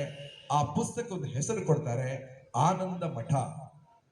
ಆನಂದ ಮಠ ಅನ್ನುವ ಕಾದಂಬರಿಯ ಪುಸ್ತಕ ಅಚ್ಚಾದಾಗ ಆ ಪುಸ್ತಕದ ಮೂಲಕ ಒಂದೇ ಮಾತ್ರ ಗೀತೆ ನಂತರ ಬೆಳಕು ಕಾಣದ. ಕೆಲವರಿಗೆ ಮಾತ್ರ ಪುಸ್ತಕ ಸಿಕ್ತು, ಇವತ್ತಿನ ಹಾಗೆ ಪುಸ್ತಕ ಅಲ್ಲ. ಇವತ್ತು ಪುಸ್ತಕ, ಅದರ PDF, ಅದರ ಪುಸ್ತಕ ವಿಮರ್ಶೆ ಎಲ್ಲ ಬರುತ್ತೆ ಸಾಕಷ್ಟು ಪತ್ರಿಕೆಯಲ್ಲಿ. ಆದ್ರೆ ಅವತ್ತಿನ ಕಾಲದಲ್ಲಿ ಒಂದು ಪುಸ್ತಕ ಬಂತು ಅಂತ ಗೊತ್ತಾಗಬೇಕಿದ್ರೆ ವರ್ಷಗಳೇ ತಗೊಳ್ತಾ ಇತ್ತು. ಅವರು ಓದಿ ಇನ್ನೊಬ್ಬರಿಗೆ ಹೇಳಿ ಸಮಯ ತಗೊಳ್ತಾ ಇತ್ತು. 1882ನೇ ಇಸ್ವಿಯಲ್ಲಿ ಅವರು ಬರೆದಂತಹ ಪುಸ್ತಕ ಕೆಲವು ಲೈಬ್ರರಿಗೆ ಬಂದಿತ್ತು, ಕಲ್ಕತ್ತಾ ಯೂನಿವರ್ಸಿಟಿಯಲ್ಲಿ ಇತ್ತು, ಕೆಲವು ಮ್ಯಾಜಿಸ್ಟ್ರೇಟ್ ಲೈಬ್ರರಿಯಲ್ಲಿ ಇತ್ತು. ಆ ತರ ಕೆಲವು ಕಡೆ ಬಿಟ್ರೆ ಹೆಚ್ಚಿನ ಕಡೆಗಳಲ್ಲಿ ಇರಲಿಲ್ಲ. ಆದ್ರೆ ನಿಧಾನಕ್ಕೆ ಸ್ವಾತಂತ್ರ್ಯ ಸಂಗ್ರಾಮಕ್ಕೆ ಆ ಆನಂದ ಮಠ ಕಾದಂಬರಿಯ ಕೊಡುಗೆ ಮಹತ್ವದ ಇರುತ್ತೆ ಅನ್ನೋದನ್ನು ಮನಗಂಡು ಅನೇಕ ಸ್ವಾತಂತ್ರ್ಯ ಹೋರಾಟಗಾರ ಪುಸ್ತಕದ ಬಗ್ಗೆ ಸ್ವಲ್ಪ ಅಲ್ಲಲ್ಲಿ ಮಾತಾಡ್ತಾ ಇದ್ದಾರೆ. 1893ನೇ ಇಸ್ವಿ ಬಂದಾಗ ಕೋಲ್ಕತ್ತಾದ ದೃಷ್ಟಿಯಿಂದ ಅತ್ಯಂತ ಪ್ರಮುಖ ವರ್ಷ. ಕೋಲ್ಕತ್ತಾದ ಒಬ್ಬ ಯುವಕ ತರುಣ ಸನ್ಯಾಸಿ ವಿವೇಕಾನಂದರು ಅಮೆರಿಕಕ್ಕೆ ಹೋಗಿ ಮಾತಾಡಿದ್ದಾರೆ. ಬ್ರಿಟಿಷರು ಕೋಲ್ಕತ್ತಾವನ್ನು ತಮ್ಮ ಕೈಯಲ್ಲಿ ಇಟ್ಕೊಂಡು ಆಳ್ವಿಕೆ ಮಾಡ್ತಾ ಇದ್ರು. ಅಂತಹ ಬ್ರಿಟಿಷರ ಎಲ್ಲ ಷಡ್ಯಂತ್ರನ ಬಯಲು ಮಾಡಿದಂತ ಒಬ್ಬ ತರುಣ ಸನ್ಯಾಸಿ ವಿವೇಕಾನಂದ ಅಮೆರಿಕಕ್ಕೆ ಹೋಗಿ 4 ವರ್ಷಗಳ ಕಾಲ ಅಮೆರಿಕದಲ್ಲಿ ವೈಚಾರಿಕ ಯಾತ್ರೆನೇ ಮುಂದುವರಿಸಿದೆ. ಅದು ಪ್ರಾರಂಭ ಆದ 1893ರ ಸೆಪ್ಟೆಂಬರ್ 11ನೇ ತಾರೀಕು. ಅಂತಹ ವಿವೇಕಾನಂದರ ಭಾಷಣ ಕೋಲ್ಕತ್ತಾದಲ್ಲಿ ಸಿಕ್ಕಾಪಟ್ಟೆ ವೈರಲ್, ಪಾಪ್ಯುಲರ್ ಆಯಿತು. ನಮ್ಮ ಊರಿನ ಹುಡುಗ, ನಮ್ಮ ಸಿಟಿ ಈ ಸನ್ಯಾಸಿ ಅಮೆರಿಕದಲ್ಲಿ ಭಾರತದ ಬಗ್ಗೆ ಭಾಷಣ ಮಾಡಿದರೆ ಬ್ರಿಟಿಷರಿಗೆ ಮುಖಭಂಗ ಆಗಿದೆ. ಆ ಭಾಷಣ ಒಂದು ರೀತಿಯ ರಾಷ್ಟ್ರ ಭಾವವನ್ನ ಕಲ್ಕತ್ತಾದಲ್ಲಿ ಜಾಗೃತಿ ಮಾಡುತ್ತೆ. ಎಲ್ಲರಿಗೊಂದು ವಿಶ್ವಾಸ ಬರುತ್ತೆ, ಎಸ್ ವಿ ವಿಲ್ ಟಾಕ್, ನಮ್ಮ ದೇಶದ ಬಗ್ಗೆ ನಾವು ಮಾತಾಡ್ತೀವಿ. ಅದೇ ವರ್ಷ ಕಲ್ಕತ್ತಾದಲ್ಲಿ ಇನ್ನೊಂದು ಐತಿಹಾಸಿಕ ಭಾಷಣ ಆಯಿತು. ಇಂಗ್ಲೆಂಡ್ ಅಲ್ಲಿ 14 ವರ್ಷಗಳ ಕಾಲ ಬ್ರಿಟಿಷ್ ಶಿಕ್ಷಣ ಪಡೆದಿದ್ದಂತ ಒಬ್ಬ ಯುವಕ ವಾಪಸ್ ಬಂದು ಬ್ರಿಟಿಷ್ ಶಿಕ್ಷಣ ಅಪಾಯಕಾರಿ, ಹೋಗಬೇಡಿ ಅಂತ ಘೋಷಣೆ ಮಾಡ್ತಾರೆ. ಅವರೇ ಅರವಿಂದ್ ಘೋಷ್. ಒಂದೇ ವರ್ಷ 1893 ಕಲ್ಕತ್ತಾದಲ್ಲಿ 2 ಪ್ರಮುಖ ಭಾಷಣಗಳು ಕಲ್ಕತ್ತಾದಲ್ಲಿ ಭಾರತೀಯರಿಗೆ ಒಂದು ರೀತಿಯ ಸ್ಫೂರ್ತಿಯ ಸಿಂಚನವನ್ನೇ ಮಾಡ್ತಾರೆ, ಸ್ವಾಭಿಮಾನವನ್ನ ಹೇಳಿಕೊಡ್ತಾರೆ. ಅಲ್ಲಿಯವರೆಗೆ ಬ್ರಿಟಿಷರಿಗೆ ತಗ್ಗಿ ಬಗ್ಗಿ ನಡೀತಾ ಇದ್ದಾರೆ, ಬ್ರಿಟಿಷರಿಗೆ ಹೇಳಿದಾಗೆ ನಡೀತಾ ಇದೆ. ಒಮ್ಮೆ ಅಂತೂ ರಾಮಕೃಷ್ಣರು ಬದುಕಿದ್ದಾಗ, ಅವರು 86ರಲ್ಲಿ ತೀರ್ಕೊಂಡಿದ್ರು, ಬದುಕಿದಾಗ ಬಂಕಿಮರು ಮತ್ತು ರಾಮಕೃಷ್ಣರ ಭೇಟಿಯಾಗಿದೆ. ರಾಮಕೃಷ್ಣ ಪರಮಹಂಸರು ಬಂಕಿಮರ ಹತ್ರ ಕೇಳಿದ್ರು, ನಿನ್ನ ಹೆಸರೇ ವಿಚಿತ್ರ ಇದೆ ಅಲ್ಲ, ಬಂಕಿಮ ಅಂತ ಇದೆ, ಬಂಕಿಮ ಅಂದ್ರೆ ಏನು? ಆಗ ಬಂಕಿಮಚಂದ್ರರು ಹೇಳಿದ್ರು, ಬಂಕಿಮ ಅಂದ್ರೆ ಬಾಗಿದ ಅಂತ ಅರ್ಥ, ಬಾಗಿದ ಚಂದ್ರ, ಬಿದಿಗೆ ಚಂದ್ರ, ಬಂಕಿಮ ಅಂದ್ರೆ ಬಾಗಿದ. ತಕ್ಷಣ ರಾಮಕೃಷ್ಣರು ಕೇಳಿದ್ರು, ಸರಿ ನಿನ್ನನ್ನು ಬಾಗಿಸಿದ್ದು ಯಾರು? ಆಗ ಬಂಕಿಮರು ಹೇಳಿದ್ರು, ಬ್ರಿಟಿಷರ ಬೂಟುಗಾಲ ನನ್ನನ್ನ ಬಾಗಿಸಿದೆ. ಬ್ರಿಟಿಷರಿಗೋಸ್ಕರ ನಾವೆಲ್ಲ ತಗ್ಗಿ ಬಗ್ಗಿ ನಡಿಬೇಕಾಗಿದೆ, ಆದ್ರೆ ಒಂದಲ್ಲ ಒಂದು ನಾವು ಎದ್ದು ನಿಲ್ತೀವಿ ಅಂತ ಬಂಕಿಮರು ಒಮ್ಮೆ ರಾಮಕೃಷ್ಣನಿಗೆ ಹೇಳಿದ್ರು. 1893ರಲ್ಲಿ 2 ಭಾಷಣಗಳು ಆ ರೀತಿಯ ಯುವಕರಿಗೆ ಪ್ರೇರಣೆ ಕೊಡ್ತಾ ಹೋಯ್ತು. ಆದ್ರೆ ದುರದೃಷ್ಟವಶ 1894ನೇ ಇಸ್ವಿನಲ್ಲಿ ಬಂಕಿಮಚಂದ್ರ ಚಟರ್ಜಿ ತೀರ್ಕೊಂಡಾಗ ಅಲ್ಲಿನ ಪತ್ರಿಕೆಗಳೆಲ್ಲ ಬಂದು, ನಮ್ಗೆ ಗೊತ್ತೇ ಇದೆ, ಯಾವುದೋ ಒಬ್ಬ ಹಿರಿಯ ವ್ಯಕ್ತಿ ತೀರ್ಕೊಂಡಾಗ ಪತ್ರಿಕೆಯಲ್ಲಿ ಬರುತ್ತೆ ಅವರು ಯಾರು, ಅವರ ಸಾಧನೆಗಳೇನು, ಏನು ಮಾಡಿದ್ರು ಅಂತ ಬರುತ್ತೆ. ಅನೇಕ ಮಂದಿಗೆ ಬಂಕಿಮರ ಬಗ್ಗೆ ಗೊತ್ತೇ ಇರಲಿಲ್ಲ, ತೀರ್ಕೊಂಡ ಮೇಲೆ ಗೊತ್ತಾಗುತ್ತೆ. ನಮಗೂ ಕೂಡ ಕೆಲವೊಮ್ಮೆ ತೀರ್ಕೊಂಡ ಮೇಲೆ ಅವ್ರು ಯಾರು, ಹೇಗಿದ್ರು, ಎಲ್ಲ ಡೀಟೇಲ್ಗಳೆಲ್ಲ ಗೊತ್ತಾಗುತ್ತೆ. ಸೊ ಬಂಕಿಮರು ತೀರ್ಕೊಂಡ ಸುದ್ದಿಯ ದಿನಪತ್ರಿಕೆ ಕಲ್ಕತ್ತಾ ಯೂನಿವರ್ಸಿಟಿಯ ಲೈಬ್ರರಿಗಳಲ್ಲಿ ಬೇರೆ ಬೇರೆ ಕಡೆ ಓಡಾಡ್ತಾ ಇದೆ, ಅವರು ಬರೆದ ಪುಸ್ತಕಗಳ ಬಗ್ಗೆ ಓಡಾಡ್ತಾ ಇದೆ. ಅದರಲ್ಲಿ ಕೆಲವರು ಉಲ್ಲೇಖ ಮಾಡಿದ್ರೆ ಅವರು ಆನಂದ ಮಠ ಪುಸ್ತಕ ಬರೆದಿದ್ದಾರೆ, ಅದರಲ್ಲಿ ಒಂದೇ ಮಾತ್ರ ಅಂತ ಗೀತೆ ಇದೆ.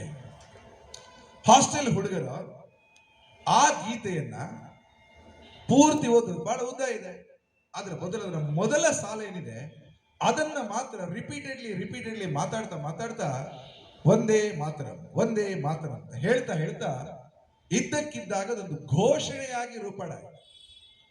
ಯಾರಾದ್ರೂ ಬ್ರಿಟಿಷರು ಎದುರು ಬಂದಾಗ ಇದೇ ಹುಡುಗರು ಒಂದೇ ಮಾತ್ರ ಅಂತ ಹೇಳೋರು. ಬ್ರಿಟಿಷರು ಇಂಗ್ಲಿಷ್ ಅಲ್ಲಿ ಕೇಳೋರು, ಇವರಿಗೆ ಇಂಗ್ಲಿಷ್ ಗೊತ್ತಿಲ್ಲ, ಇಂಗ್ಲಿಷ್ ಅಲ್ಲಿ ಗೊತ್ತಿಲ್ಲದ ಕಾರಣ ಅವರು ಬೇರೇನು ಹೇಳಕ್ಕಾಗಲ್ಲ, ಒಂದೇ ಮಾತ್ರ ಅಂತ ಹೇಳೋರು.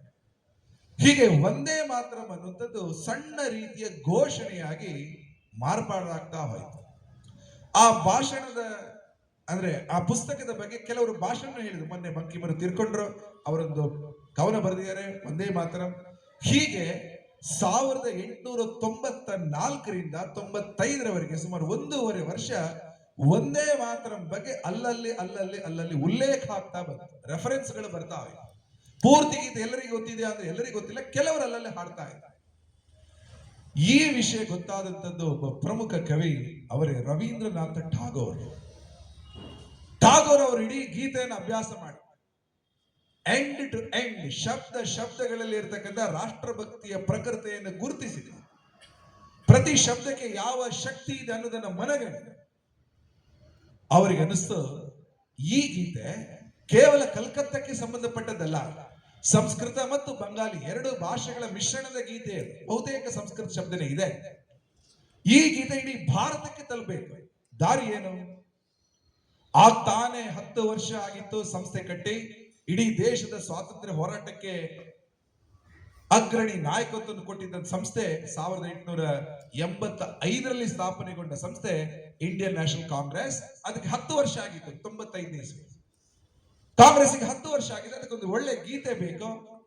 ಆ ಗೀತೆ ಎಲ್ಲಾ ಪ್ರತಿನಿಧಿಗಳು ಬಂದಾಗ ಅವರಿಗೆ ಗೊತ್ತಾಗಬೇಕು. ಅದಕ್ಕೋಸ್ಕರ 1896ರ ಕಾಂಗ್ರೆಸ್ನ ಅಖಿಲ ಭಾರತೀಯ ಅಧಿವೇಶನದಲ್ಲಿ ಹಾಡನ್ನ ಹಾಡಬೇಕು ಅಂತ ಅವರು ಯೋಚನೆ ಮಾಡಿದ್ರು. ಅದಕ್ಕೆ ಬೇಕಾದ ಅನುಮತಿಯನ್ನು ಸಿಕ್ತು. ಸ್ವತಃ ತಾವೇ ರವೀಂದ್ರನಾಥ್ ಠಾಗೋರ್ರೆ ಅದಕ್ಕೊಂದು ರಾಗವನ್ನ ಹಾಕಿ, ರಾಗ ಮಲ್ಹಾರ ಅನ್ನುವ ರಾಗದಲ್ಲಿ ಒಂದೇ ಮಾತರನ್ನ ಸಾರ್ವಜನಿಕವಾಗಿ 1896ರ ಕಾಂಗ್ರೆಸ್ ಅಧಿವೇಶನದಲ್ಲಿ ಹಾಡ್ತಾರೆ. ಸಾಮಾನ್ಯ ಪದ್ಧತಿ ಏನಂದ್ರೆ ಆ ರೀತಿಯ ಹಾಡುಗಳನ್ನ ಆಶಯಗೀತೆ ಹೇಳುವಾಗ ಎಲ್ಲರೂ ಎದ್ದು ನಿಂತ್ಕೊಂಡಿದ್ರು. ಆ ಹಾಡನ್ನು ಕೇಳ್ತಾ ಕೇಳ್ತಾ ಮೊದಲ ಬಾರಿಗೆ ಕೇಳ್ತಾ ಅನೇಕ ಮಂದಿಗೆ ಕಣ್ಣಲ್ಲಿ ನೀರು ಬಂತು, ರೋಮಾಂಚನ ಆಯಿತು. ತಮ್ಮ ದೇಶದ ಬಗ್ಗೆ ಒಂದು ರೀತಿಯ ಮಾತೃ ಭಾವದ ಸ್ಫುರಣ ಆಯಿತು, ಮೇಲೆದ್ದು ಬಂತು. ಅನೇಕ ಮಂದಿಯ ಕಣ್ಣುಗಳು ಒಂದೇ ಆಯಿತು. ಎಂತಹ ಗೀತೆ! ಆ ಹಾಡನ್ನ ಠಾಗೋರ್ ಹಾಡಿದ ನಂತರ ಅವರು ಭಾವುಕರಾದ. ಕಾಂಗ್ರೆಸ್ನ ಇಡೀ ನೇತಾಗಣ ಯೋಚನೆ ಮಾಡ್ತು, ಈ ಗೀತೆಯನ್ನ ಕಾಂಗ್ರೆಸ್ನ ಅಧಿವೇಶನದಲ್ಲಿ ಹಾಡುವುದನ್ನ ಮುಂದುವರಿಸೋಣ, ಒಂದು ಪರಂಪರೆಯಾಗಿ ಮಾಡೋಣ. ಹೀಗೆ ಪ್ರತಿ ವರ್ಷ ಕಾಂಗ್ರೆಸ್ನ ಅಧಿವೇಶನದಲ್ಲಿ ಒಂದೇ ಮಾತರಂ ಗೀತೆಯನ್ನು ಹಾಡುವಂಥದ್ದು ಒಂದು ಪದ್ಧತಿ ಆಯಿತು. ಒಂದೇ ಮಾತರಂ ಗೀತೆ ಬೇರೆ ಬೇರೆ ಕಡೆಗಳಿಗೆ ಅದು ಮುಂದುವರಿತಾ ಹೋಯ್ತು. ಬಂದಂತಹ ಪ್ರತಿನಿಧಿಗಳು ಆ ಗೀತೆಯನ್ನ ಅವರವರ ಊರಿಗೆ ಕೊಂಡೋಗ್ತಾ ಹೋದ್ರು. ಹೇಗೆ ಒಂದೇ ಮಾತರಂ ದೇಶ ವ್ಯಾಪಿಯಾಗಿ ಪರಿಸರಿಸಿದ ವರ್ಷಗಳ ಎಲ್ಲೇ ಕಾಂಗ್ರೆಸ್ನ ಅಧಿವೇಶನ ಆಗಲಿ, ಆ ಸಂದರ್ಭದಲ್ಲಿ ಕಾಂಗ್ರೆಸ್ ಅಧಿವೇಶನ ಹಾಡ್ಲಿಕ್ಕೆ ಅನೇಕ ಪಂಡಿತರು ಗಾಯಕರು ಬರ್ತಾ ಇದ್ರು. ಈ ವರ್ಷ ನಾನು ಹಾಡ್ತೀನಿ, ಅದೊಂದು ಪ್ರತಿಷ್ಠೆನೂ ಆಗಿದೆ. ಈ ವರ್ಷ ಯಾರು ಹಾಡ್ತಾರೆ ಅನ್ನೋದೇ ಒಂದು ಪ್ರತಿಷ್ಠೆ ಆಗಿದೆ. ಅಷ್ಟರ ಮಟ್ಟಿಗೆ ಒಂದೇ ಮಾತರಂ ಗೀತೆ ದೇಶದಲ್ಲಿ ಸ್ವಲ್ಪ ಮಟ್ಟಿನ ಪ್ರಭಾವವನ್ನ ಉಂಟು ಮಾಡಿ, ಕೆಲವರಿಗೆ ಗೀತೆ ಹಾಡಕ್ಕೆ ಬರಲ್ಲ, ಅವರೆಲ್ಲರೂ ಕೂಡ ಘೋಷಣೆಯಾಗಿ ಅದನ್ನು ತಗೊಂಡು ಯಾವುದೇ ಕ್ರಾಂತಿಕಾರಿಯನ್ನ ಬ್ರಿಟಿಷ್ ಅರೆಸ್ಟ್ ಮಾಡಲಿ, ಆತನಿಗೆ ಚಡಿಯೇಟು ಕೊಟ್ಟಾಗ ವಾಪಸ್ ಹೇಳೋದಕ್ಕೆ ಬ್ರಿಟಿಷರಿಗೆ ಧಿಕ್ಕಾರ ಅಂತ ಹೇಳೋ ಬದಲು ಒಂದೇ ಮಾತ್ರ ಅಂತ ಹೇಳ್ತಾ ಇದ್ದಾರೆ. ಯಾವುದೇ ವ್ಯಕ್ತಿ ಒಂದು ಪ್ರೊಟೆಸ್ಟ್ ರೂಪದಲ್ಲಿ ಬ್ರಿಟಿಷರಿಗೆ ಏನು ಹೇಳಬೇಕು, ಒಂದೇ ಮಾತ್ರ ಹೇಳು. ಇಡೀ ದೇಶದಲ್ಲಿ, ಅದು ತಮಿಳುನಾಡಲ್ಲಿ ಇರ್ಬೋದು, ಕರ್ನಾಟಕದಲ್ಲಿ ಇರ್ಬೋದು, ಆಂಧ್ರ ಪ್ರದೇಶದಲ್ಲಿ ಇರ್ಬೋದು, ಎಲ್ಲ ಕಡೆನೂ ಕೂಡ ಪ್ರತಿಭಟನೆಯ ವಾಯ್ಸ್ ಆಗಿ ಒಂದೇ ಮಾತ್ರ ಬರ್ತಾ ಇದೆ.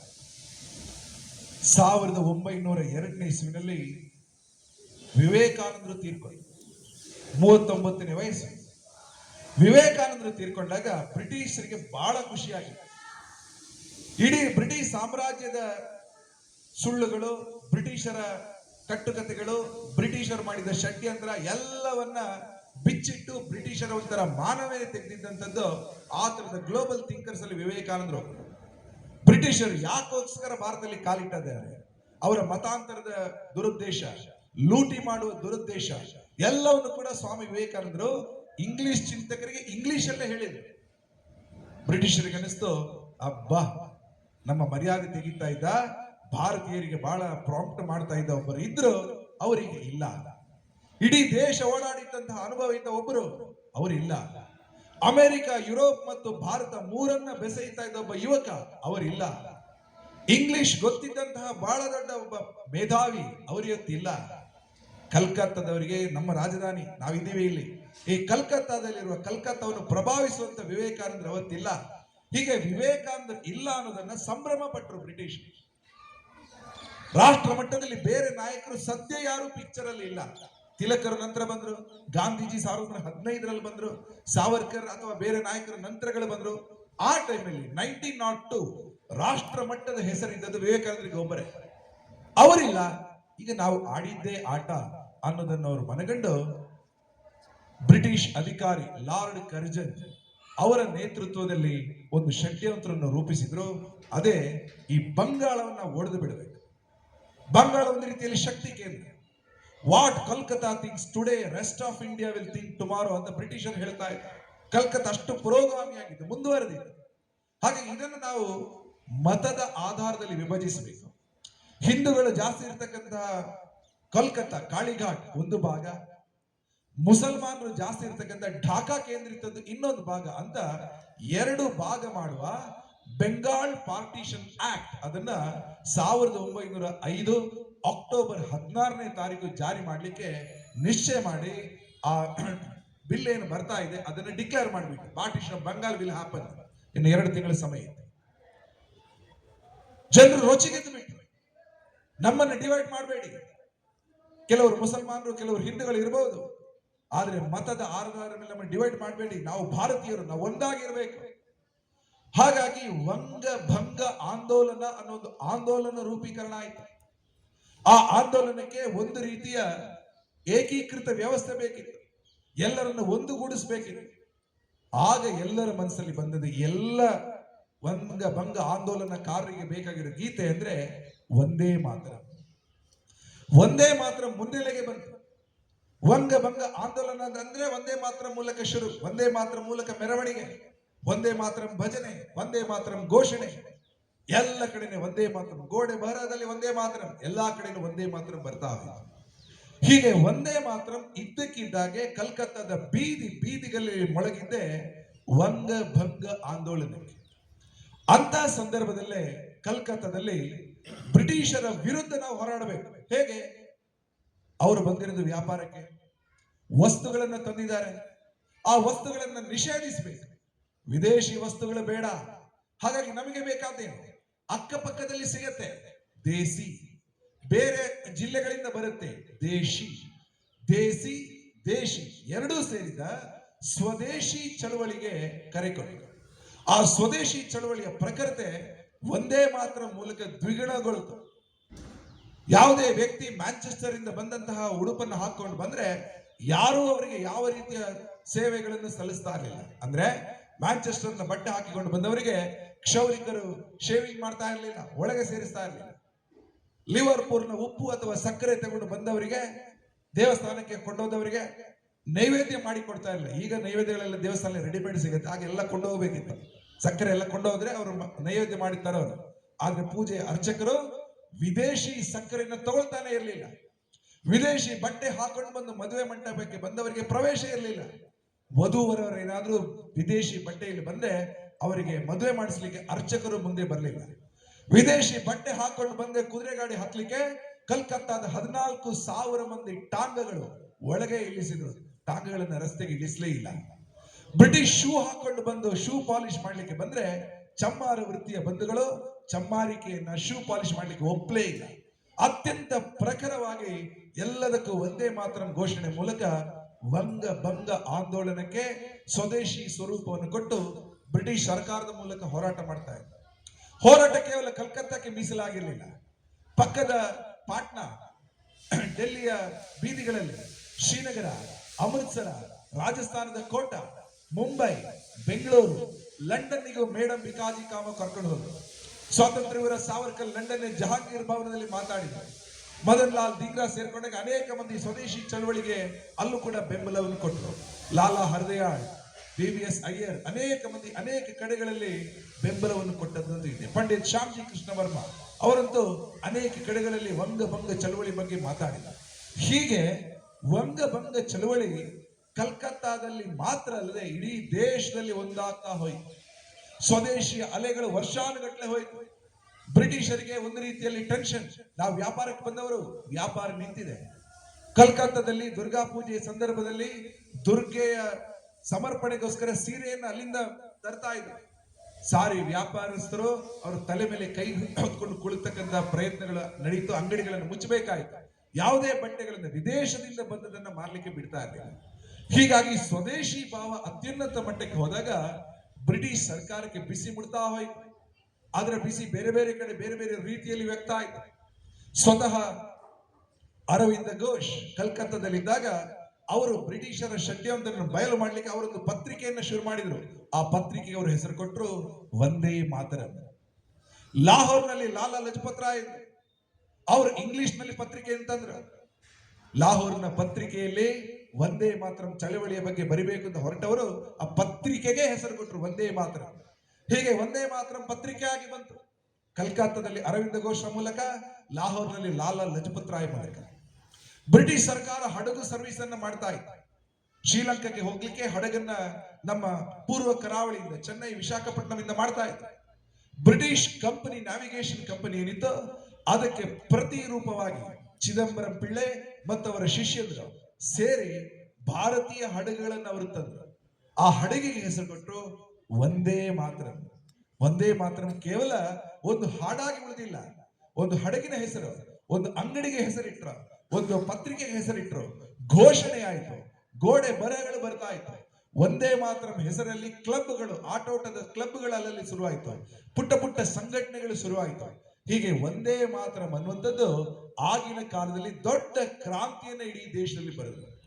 ಭಾರತಕ್ಕೊಂದು ಧ್ವಜ ಬೇಕಿತ್ತು. ಆ ಧ್ವಜವನ್ನ ರೂಪೀಕರಣ ಮಾಡುವ ಜವಾಬ್ದಾರಿಯನ್ನ ಲಂಡನ್ ನಲ್ಲಿ ಮೇಡಮ್ ವಿಕಾಜಿ ಕಾಮತ್ ತಗೊಂಡ್ರು. ಆ ಧ್ವಜಕ್ಕೆ ಮೇಲೆ ದೇವನಾಗರಿ ಲಿಪಿಯಲ್ಲಿ ಬರೆದ್ರು ವಂದೇ ಮಾತರಂ.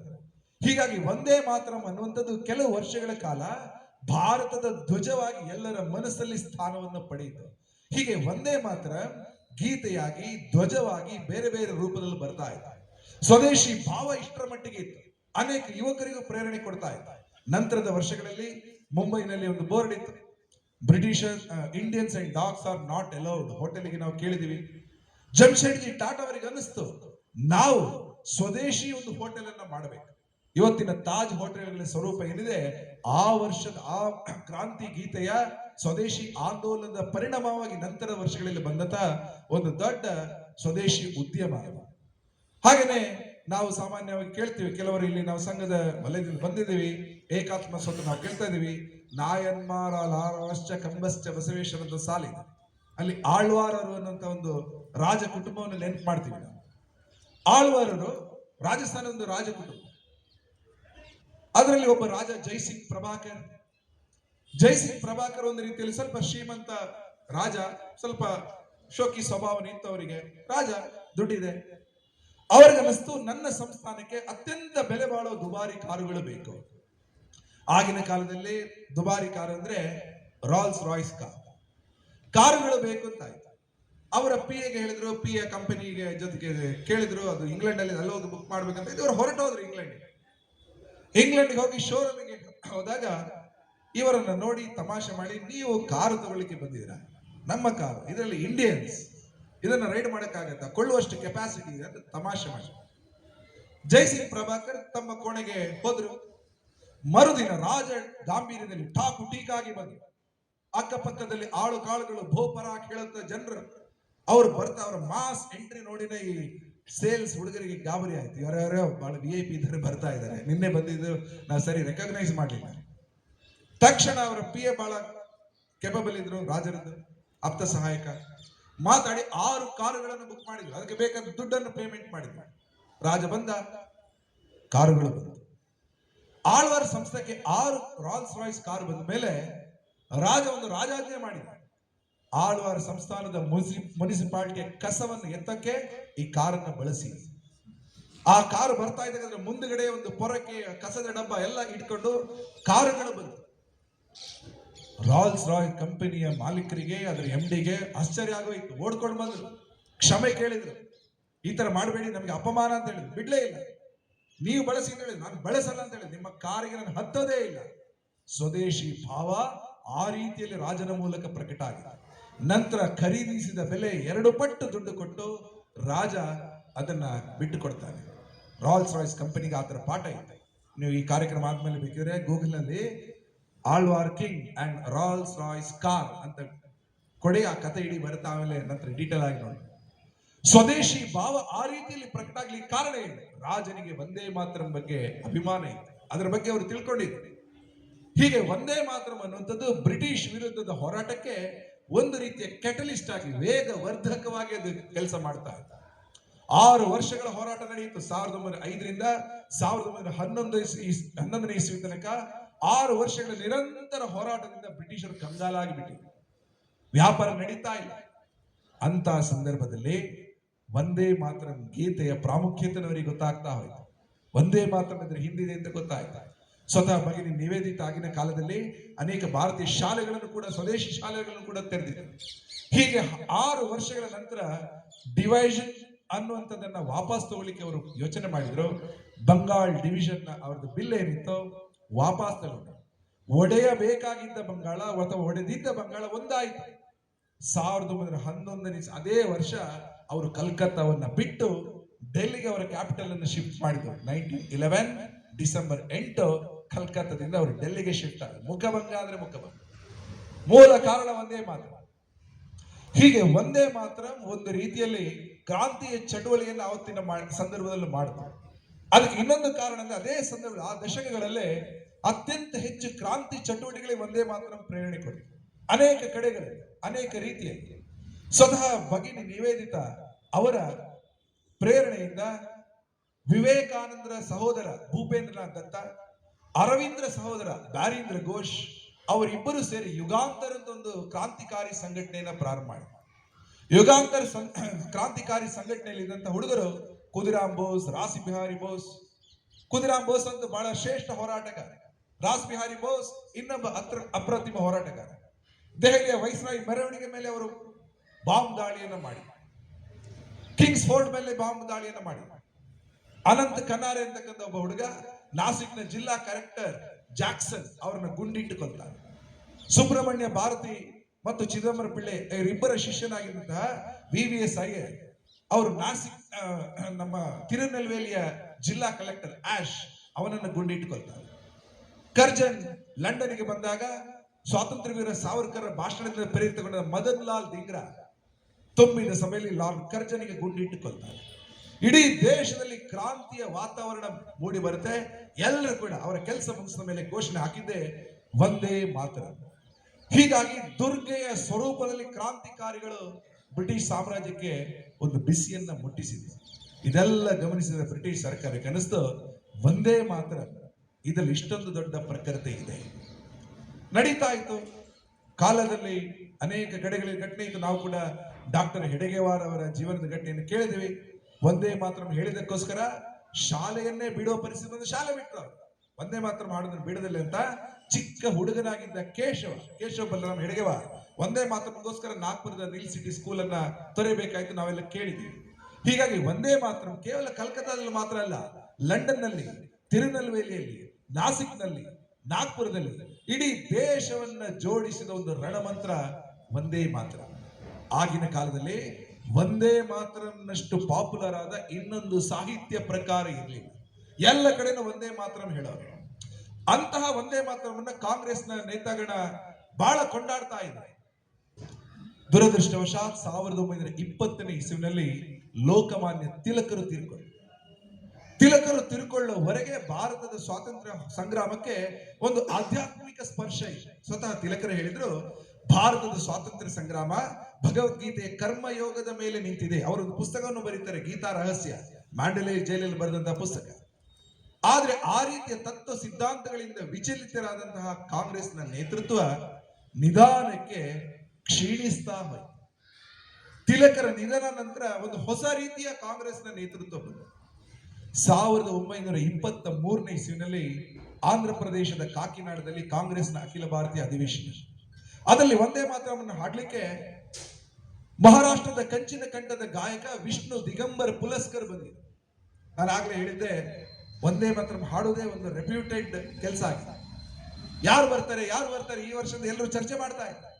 ಈ ವರ್ಷ ವಿಷ್ಣು ದಿಗಂಬರ್ ಪುಲಸ್ಕರ್ ಬರ್ತಾರೆ ಅಂತ ಗೊತ್ತಾಗಿ ಆಂಧ್ರ ಪ್ರದೇಶದಲ್ಲಿ ಇನ್ನಷ್ಟು ಜನಸಂಖ್ಯೆಯಲ್ಲಿ ಜನ ಬಂದ್ರು. ಯಾಕಂದ್ರೆ ಮಹಾರಾಷ್ಟ್ರದಿಂದ ಆಂಧ್ರಕ್ಕೆ, ಅಂದ್ರೆ ಆಗಿನ ಆಂಧ್ರ ಸಾಕಷ್ಟು ದೊಡ್ಡ ಸಂಖ್ಯೆಯಲ್ಲಿ ಇತ್ತು. ಈಗ ತೆಲಂಗಾಣ ಎಲ್ಲ ಇದೆಯಲ್ಲ, ಅದು ಆಂಧ್ರ ಪ್ರದೇಶ. ಸ್ವತಃ ಡಾಕ್ಟರ್ ಹೆಡಗೇವಾರ್ ಅವರು ತಂದೆ ಊರು ಆಂಧ್ರ ಪ್ರದೇಶ ಕುಂದಕರ್ಣಿ, ನಂತರ ಅವರು ನಾಗ್ಪುರಕ್ಕೆ ಬಂದವರು. ಹೀಗಾಗಿ ಮಹಾರಾಷ್ಟ್ರದ ಗಾಯಕ ಬರ್ತಾ ಇದ್ದರಿಂದ ಆ ಊರಿನ ಎಲ್ಲರೂ ಬಂದಿದ್ದು ದೊಡ್ಡ ಜನಸ್ತೋಮ. ವೇದಿಕೆ ನೀನು ಪ್ರಾರಂಭ ಆಗ್ಬೇಕು, ಹಾಡು ಹಾಡ್ಲಿಕ್ಕೆ ವೇದಿಕೆ ಹತ್ತಿದ್ರು. ಇಡೀ ಜನಸ್ತೋಮ ಎದ್ದು ನಿಲ್ತು. ಒಂದೇ ಮಾತ್ರ ಹಾಡ್ಲಿಕ್ಕೆ ಕಂಠವನ್ನ ಸರಿಪಡಿಸಿ ವಿಷ್ಣು ದಿಗಂಬರ್ ಪುಲಸ್ಕರ ಇನ್ನೇನು ಹಾಡಬೇಕು, ವೇದಿಕೆಯಿಂದ ಒಂದು ಶಬ್ದ ಬಂತು, ಹಾಡಬೇಡ. ಎಲ್ಲರಿಗೂ ಆಶ್ಚರ್ಯ ಆಯ್ತು. ಮತ್ ಗಾವು, ಆಶ್ಚರ್ಯ ಆಯ್ತು. ವಿಷ್ಣು ದಿಗಂಬರ್ ಪುಲಸ್ಕರ್ ನೋಡ್ತಾರೆ, ಯಾರು ಈ ಮಾತನ್ನು ಹೇಳ್ತಾ ಇದ್ದಾರೆ? ಅವತ್ತಿನ ಕಾಂಗ್ರೆಸ್ನ ಅಧ್ಯಕ್ಷತೆಯನ್ನು ವಹಿಸಿದ್ದಂತಹ ಮೌಲಾನಾ ಮೊಹಮ್ಮದ್ ಆಲಿ. ಎಲ್ಲರಿಗೂ ಆಶ್ಚರ್ಯ. You are presiding over and you are stopping. ನೀವೇ ಇದ್ದೀರಾ, ನೀವು ಸಭೆ ನಡೆಸಬೇಕಾದವರು, ನೀವೇ ನಿಲ್ಲಿಸ್ತಾ ಇದ್ದೀರಲ್ಲ. ಆಗ ಮೌಲಾನಾ ಮೊಹಮ್ಮದ್ ಆಲಿ ಹೇಳಿದ್ರು, ನನ್ನ ಮತದಲ್ಲಿ ಸಂಗೀತಕ್ಕೆ ನಿಷೇಧ ಇದೆ. ಈ ಹಾಡಿನಲ್ಲಿ ನನ್ನ ಮತಕ್ಕೆ ಪೂರಕವಲ್ಲದ ಅನೇಕ ಅಂಶಗಳಿದೆ.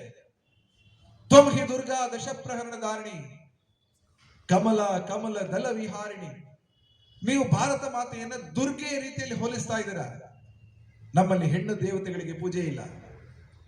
ನಿಮ್ಗೆ ಗೊತ್ತಿರಬಹುದು, ಹಿಂದಿನ ಕಾಲದಲ್ಲಿ ಗ್ರೀಸ್ ಸಂಸ್ಕೃತಿ ಮತ್ತು ಒಂದೆರಡು ಸಂಸ್ಕೃತಿ ಬಿಟ್ಟರೆ ಹೆಣ್ಣು ದೇವತೆಗಳೇ ಇರಲಿಲ್ಲ. ಗ್ರೀಸ್ನಲ್ಲಿ ಅಪೋಲೋ, ಪ್ಯಾರಗನ್, ವೀನಸ್ ಹೆಣ್ಣು ದೇವತೆಗಳಿತ್ತು. ಇವತ್ತು ಜಗತ್ತಿನ ಅನೇಕ ಮತಗಳಲ್ಲಿ ಪುರುಷ ಏಕೋ ದೇವೋಪಾಸಕ ಇದ್ದಾರೆ. ಹೆಣ್ಣನ್ನ ದೇವರನ್ನಾಗಿ ನೋಡ್ತಕ್ಕಂಥ ನಾಡು ನಮ್ಮ ದೇಶ ಭಾರತ. ಈ ಮಾನಸಿಕತೆ ಏನಿದೆ, ದುರ್ಗೆಯ ರೂಪದಲ್ಲಿ ಭಾರತ ನಾವು ಒಪ್ಪಕ್ಕೆ ಸಾಧ್ಯನೇ ಇಲ್ಲ. ಸಂಗೀತಕ್ಕೆ ನಮ್ಮ ನಿಷೇಧ ಇದೆ. ಅದರಲ್ಲಿ ಬರುವ ಅನೇಕ ಸಂಗತಿಗಳಲ್ಲಿ ನೀವು ಭಾರತವನ್ನು ದೇವಿ ರೂಪದಲ್ಲಿ ಕಾಣ್ತಾ ಇದ್ದೀರಿ. ನಿಮಗೆ ಓಕೆ, ನಮಗೆ ಓಕೆ ಅಲ್ಲ. ಈ ಹಾಡನ್ನು ಹಾಡಬಾರ್ದು, ಕಾಂಗ್ರೆಸ್ನ ಗೀತೆ ಆಗ್ಬಾರ್ದು. ಆ ಹಾಡಿನಲ್ಲಿ ಏನಿತ್ತು? ಪ್ರಾರಂಭದ ಗೆರೆಗಳು ಪ್ರಾಕೃತಿಕ ವರ್ಣನೆ ಇತ್ತು. ಸುಜಲಾಂ ಸುಫಲಾಂ ಮಲೇಜ ಶೀತಲಾಂ, ಇದೆಲ್ಲವೂ ಓಕೆ, ತೊಂದರೆ ಇಲ್ಲ. ಆದ್ರೆ ನಂತರ ಬರುವ ಸಾಲುಗಳಲ್ಲಿ ಭಾರತವನ್ನು ವರ್ಣಿಸ್ತಾ ಆಕೆ ಕೋಟಿ ಕೋಟಿ ಕಂಠ ಕರಕರವಾಲೆ, ಕೋಟಿ ಕೋಟಿ ಭುಜೈರ್ದ ಕರಕರವಾಲೆ, ಕೋಟಿ ಕೋಟಿ ಕಂಠ ಕಲಕಲ ನಿನಾದ ಕರಾಲೆ, ಅಷ್ಟೊಂದು ನಾದಗಳನ್ನ ಹೊಮ್ಮಿಸೋಳು. ಅಂದ್ರೆ ಬಹುಭಾಷಿಣಿ ಆಕೆ. ಕೋಟಿ ಕೋಟಿ ಭುಜೈರ್ದ ಕರಕರವಾಲೆ, ಕೋಟಿ ಕರಗಳಿಂದ ಅರ್ಚಿಸಲ್ಪಡುವಳು ಆಕೆ. ಅಬಲ ಕೆನೋಮಾಯ ತಬಲ್, ನಿನ್ನನ್ನು ಅಬಲೆ ಅಂತ ಯಾರು ಕರೀತಾರೆ? ತುಮಿ ವಿದ್ಯಾ, ನೀನು ವಿದ್ಯಾ ದೇವತೆ, ಸಾಕ್ಷಾತ್ ಸರಸ್ವತಿ. ತುಮಿ ಧರ್ಮ, ಇಡೀ ಧರ್ಮ ನಿನ್ನಲ್ಲಿ ನಾವು ಕಾಣ್ತಾ ಇದ್ದೀವಿ. ತುಮಿ ಮರ್ಮ, ತ್ವಂ ಹಿ ಪ್ರಾಣ ಶರೀರೆ, ಇಡೀ ಪ್ರಾಣವನ್ನೇ ನಿಮಗೆ ಕೊಡುವಷ್ಟರ ಮಟ್ಟಿಗೆ ನಾವೆಲ್ಲ ಇದ್ದೀವಿ. ತೋಮಾರೈ ಪ್ರತಿಮಾ ಗಡಿ ಮಂದಿರೆ ಮಂದಿರೆ, ಊರುಗಳಲ್ಲಿ ನಿನ್ನ ಮಂದಿರಗಳನ್ನ ಕಟ್ಲಿ, ನಿನ್ನ ಮಂದಿರಗಳಲ್ಲಿ ಹೃದಯ ಮಂದಿರದಲ್ಲಿ ಸ್ತುತಿಗಳಾಗ್ಲಿ ಅನ್ನುವ ಅರ್ಥದಲ್ಲಿ ಹಾಡುಗಳು ಬರ್ತಾ ಇದೆ. ತ್ವಂ ಹಿ ದುರ್ಗಾ ದಶಪ್ರಹರಣ ಧಾರಿಣಿ, ನೀನು ಸಾಕ್ಷಾತ್ ದುರ್ಗೆಯ ರೀತಿಯಲ್ಲಿ ಬರ್ತಾ ಇದೀಯ. ದಶಪ್ರಹರಣ ಧಾರಿಣಿ, 10 ಕೈಗಳಿಂದ ನೀನು ಹೋರಾಡುವಳು. ಕಮಲ ಕಲದಲ ವಿಹಾರಿಣಿ, ವಾಣಿ ವಿದ್ಯಾದಾಯಿನಿ, ಎಲ್ಲದರಲ್ಲೂ ಕೂಡ ಒಂದು ಹಿಂದೂ ದೇವತೆಯ ಚಿತ್ರವನ್ನು ಅವರು ಕಳ್ತಾ ಹೋದರು.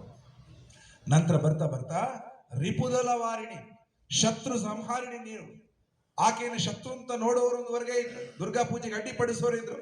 ರಿಪುದಲ ವಾರಿಣಿ ನಮಾಮಿ ತಾರಿಣಿ, ಇದೆಲ್ಲವನ್ನು ಕೇಳ್ತಾ ಕೇಳ್ತಾ ಮಾತೃ ಸ್ವರೂಪದ ಕೋಶನ್ ಪರ್ಸೆಂಟೇಜ್ ಇದರಲ್ಲಿ ಜಾಸ್ತಿ ಇದೆ. ಈ ಮಾತೃತ್ವವನ್ನು ನಾವು ಒಪ್ಪದೇ ಇಲ್ಲ, ಮಾತೃ ದೇವತೆಯನ್ನು ಒಪ್ಪಕ್ಕೆ ಸಾಧ್ಯನೇ ಇಲ್ಲ. ಹಾಗಾಗಿ ಈ ಗೀತೆ ನಮಗೆ ಸಾಧ್ಯ ಇಲ್ಲ ಅನ್ನೋ ಆಶಯವನ್ನ ವ್ಯಕ್ತಪಡಿಸಿ. ಆದ್ರೆ ವಿಷ್ಣು ದಿಗಂಬರ್ ಪುಲಸ್ಕರ ಇದಕ್ಕೆ ಯಾವುದಕ್ಕೂ ಸೊಪ್ಪೆ ಹಾಕಲಿಲ್ಲ. ನಾನು ಹಾಡ್ಲಿಕ್ಕೆ ಬಂದಿದ್ದೀನಿ, ಈ ಹಾಡನ್ನ ಯಾವುದೋ ಮತೀಯ ಕೂಟದಲ್ಲಿ ಹಾಡ್ತಾ ಇಲ್ಲ. ಇದು ಕಾಂಗ್ರೆಸ್ನ ಸಾರ್ವಜನಿಕ ಕಾರ್ಯಕ್ರಮ. ಹಾಡೇ ಹಾಡ್ತೀನಿ ಅಂತ ಇವರು ಹಾಡಿದ್ರು. ಹಾಡನ್ನ ಪ್ರತಿಭಟಿಸಿ ಅಧ್ಯಕ್ಷ ಪೀಠದಲ್ಲಿದ್ದ ವ್ಯಕ್ತಿ ಸಭೆಯನ್ನು ತೊರೆದು ಹೋದ್ರು. ಕಾಂಗ್ರೆಸ್ಸಿನ ನೇತಾಗಣ ಚಿಂತಿತವಾಯಿತು. ಏನ್ ಮಾಡಿದ್ರು? ನಮಗೆ ಗೀತೆ ಹಾಡಿದ್ರೆ ಮುಸಲ್ಮಾನ್ ಬಂಧುಗಳು ಬರಲ್ಲ, ಅವರು ಬರ್ಬೇಕಿದ್ರೆ ಈ ಗೀತೆಯನ್ನು ಬಿಡಬೇಕು. ನಮಗೆ ಒಂದು ಗೀತೆ ಮುಖ್ಯನೋ, ನಮ್ಮ ಜೊತೆ ಬರುವ ಮುಸಲ್ಮಾನ್ ಬಂಧುಗಳು ಮುಖ್ಯನೋ, ಅವರ ಸಹಭಾಗಿತ್ವ ಮುಖ್ಯನೋ? ಚರ್ಚೆ ನಡೆಯಿತು. ಆಗ ಒಂದಿಬ್ಬರು ಸಲಹೆ ಕೊಟ್ಟರು, ಹಾಗಾದ್ರೆ ಗೀತೆಯನ್ನು ಸ್ವಲ್ಪ ಕಟ್ ಮಾಡಿ, ಅವರಿಗೆ ಬೇಜಾರಾಗೋದು ಬೇಡ, ಹಿಂದೂಗಳಿಗೂ ಬೇಜಾರಾಗೋದು ಬೇಡ. ಹೀಗೆ ಅವರಿಗೆ ಬೇಜಾರಾಗೋದು ಬೇಡ ಅನ್ನುವ ದೃಷ್ಟಿಯಿಂದ ಅವರಿಗೆ ಯಾವುದು ಇದ್ರೆ ಬೇಜಾರಾಗುತ್ತೆ ಅದೆಲ್ಲ ಕಟ್ ಮಾಡಿ. ಕೋಟಿ ಕೋಟಿ ಕಂಠ ಕಲಕಲ ನಿನಾದ ಕರಾಲಿ ಅದಿಲ್ಲ, ತ್ವಂ ಹಿ ದುರ್ಗಾ ದಶಪ್ರಹರಣ ಧಾರಿಣಿ ಅದಿಲ್ಲ, ತುಮಿ ವಿದ್ಯಾ ತುಮಿ ಮರ್ಮ ಅದಿಲ್ಲ. ಹೀಗೆ ಒಂದೇ ಮಾತ್ರವನ್ನ ಬಹಳಷ್ಟು ಕಟ್ ಮಾಡಿ ಕೇವಲ ಪ್ರಕೃತಿಯನ್ನ ವರ್ಣಿಸುವುದು. ಸುಜಲಾಂ ಸುಫಲಾಂ, ನೀರು ಹರಿತಾ ಇದೆ, ಗಾಳಿ ಬೀಸ್ತಾ ಇದೆ, ಇದು ಓಕೆ. ಇದನ್ನ ಅವರು ಆಯ್ಕೆ ಮಾಡಿಕೊಂಡು ಕಾಂಗ್ರೆಸ್ನ ಮುಂದಿನ ಸಮಾವೇಶಗಳು ಇದನ್ನು ಹಾಡಬೇಕು ಅಂತ ಅವರು ಹೇಳಿದ್ರು. ಹೀಗೆ ಒಂದೇ ಮಾತ್ರ ವಿಭಜನೆ ಆಯಿತು. ಆದ್ರೆ ಅದನ್ನು ಯಾರು ಕೂಡ ಒಪ್ಪಲಿಲ್ಲ. ಒಂದು ಸಣ್ಣ ಟೀಮ್ ಡಿಸಿಷನ್ ಅಷ್ಟೇ ಅದು. ಆದ್ರೆ ಇಡೀ ದೇಶವಾಸಿಗಳ ಮನಸ್ಸಲ್ಲಿ ಏನಿತ್ತು? ಮಾತೃತ್ವದ ಭಾವನೆ ಇತ್ತು. ಮುಂದಿನ ವರ್ಷಗಳಲ್ಲಿ ಆ ಭಾವನೆಗಳು ಒಂದು ರೀತಿಯಲ್ಲಿ ಎಲ್ಲಾ ಕಡೆನೂ ಹರಿಯಿತು. ಒಂದೇ ಮಾತ್ರ ಅನ್ನೋದು ರಾಷ್ಟ್ರೀಯತೆ ಗಂಗಾ ಪ್ರವಾಹ, ಅದರ ಕವಲುಗಳು ಎಲ್ಲಾ ಕಡೆನೂ ಹರಿಯಿತು. ಯುವಕರಾಗಿದ್ದ ಕುವೆಂಪು 1924ನೇ ಇಸವಿಯಲ್ಲಿ ನಾಡಗೀತೆಯ ಮೊದಲ ರೂಪವನ್ನು ಬರೆದಾಗ ಮಾತೃತ್ವದ ಕಲ್ಪನೆಯಲ್ಲೇ ಬರೆದಿದ್ರು. ಇವತ್ತಿನ ಒಂದು ಪರಿಷ್ಕೃತ ನಾಡಗೀತೆ ಏನಿದೆ, ಫೈನಲ್ ವರ್ಷನ್ ಏನಿದೆ, ಅದು ಒಂದೇ ಮಾತ್ರನಿಂದ ಪ್ರೇರಣೆ ಪಡೆದ ಗೀತೆಗಳ ಪೈಕಿ ಒಂದು ಕೂಡ. ತಾಯಿಯನ್ನ ಗಮನಿಸುವಂಥದ್ದು. ಜಯ ಕರ್ನಾಟಕವನ್ನು ಕೂಡ ಜಯ ಭಾರತ ಜನನಿಯ ತನು ಜಾತೆ, ಭಾರತ ಜನನಿ ಮಾತೆ. ಕರ್ನಾಟಕ ಅಂದ್ರೆ ಯಾರು? ತನು ಜಾತೆ. ತನು ಅಂದ್ರೆ ದೇಹ, ಜಾ ಅಂದ್ರೆ ಹುಟ್ಟಿದ, ಜಾತೆ ಅಂದ್ರೆ ಮಗಳು. ಹೀಗೆ ತಾಯಿ ಮಗಳ ಸಂಬಂಧವನ್ನು ಹೇಳ್ತಾರೆ. ಜನನಿಯ ಜೋಗುಳ ವೇದದ ಘೋಷ. ಹಾಗೇನೆ ಭಾರತದ ಒಳಗಡೆ ಇರ್ತಕ್ಕಂಥ ಭೂಭಾಗಗಳನ್ನು ಹೇಳ್ತಾ, ಇದು ಎಂತ ನಾಡು? ರಾಘವ ಮಧುಸೂದನರು ಅವತರಿಸಿದ ನಾಡು, ರಾಮ ಓಡಾಡಿದ ನೆಲ, ಕೃಷ್ಣ ನಡೆದಾಡಿದ ಭೂಮಿ. ಹೀಗೆ ಬರಿತಾ ಬರಿತಾ ಭಾರತದ ಬಗ್ಗೆ ಅವರು ಬರಿತಾ ಹೋದರು. ಹಾಗೇನೆ ಕುವೆಂಪು ಅವರ ಮುಂದಿನ ಕವನಗಳಲ್ಲಿ ಭರತ ಖಂಡದ ಹಿತವೇ ನನ್ನ ಹಿತ ಎಂದು, ಭಾರತಾಂಬೆಯ ಸುತರರೇ ಸೋದರರು ತಮಗೇನು, ನಡೆಮುಂದೆ ನಡೆಮುಂದೆ ನುಗ್ಗಿ ನಡೆಮುಂದೆ. ಹೀಗೆ ರಾಷ್ಟ್ರಭಕ್ತಿಯ ಪ್ರವಾಹ ಹರಿತಾ ಹೋಯಿತು. ಭರತ ಮಾತೆ ಎನ್ನ ತಾಯಿ ಎನ್ನ ಪೊರೆವ ತೊಟ್ಟಿಲು. ಹೀಗೆ ಪ್ರತಿಯೊಂದರಲ್ಲೂ ಕೂಡ ಮಾತೃತ್ವ, ನೆಲ, ನಾನು, ಇದನ್ನ ಕನ್ನಡದ ಕವಿಗಳು ತಂದ್ರು. ಕನ್ನಡದ ಮೊದಲ ರಾಷ್ಟ್ರಕವಿ ಮಂಜೇಶ್ವರ ಗೋವಿಂದ ಪೈ ಭಾರತಾಂಬೆಯ ಭಕ್ತಿ ನನಗಾತ್ಮ ಶಕ್ತಿ ಅಂತ ಬರೆದರು. ಪಂಜೆ ಮಂಗೇಶ್ವರ ಈ ಕೊಡಗನ್ನ ವರ್ಣಿಸಿದ್ರು. ಎಲ್ಲಿ ಭೂರಮೆ ದೇವ ಸನ್ನಿಧಿ ಬಯಸಿ ಬಿಮ್ಮನೆ ಬಂದಳು, ನಮ್ಮ ಕೊಡಗಿದು ಜಮ್ಮದು. ಈಗಲೂ ಕೂಡ ಅದನ್ನ ಕೊಡಗಿನ ನಾಡಗೀತೆ ಅಂತ ಕರೀತಾರೆ. ಅಟಲ್ ಬಿಹಾರಿ ವಾಜಪೇಯಿ ತರುಣರಾಗಿದ್ದರು. ದೇಶದ ಉದ್ದಕ್ಕೂ ಕೂಡ ಓಡಾಡಿ ಅನುಭವ ಇದ್ದಂತ ಒಂದಷ್ಟು ಅನುಭವ ಅವರಿಗಿತ್ತು. ಅವರು ದೇಶವನ್ನು ವರ್ಣಿಸ್ತಾರೆ.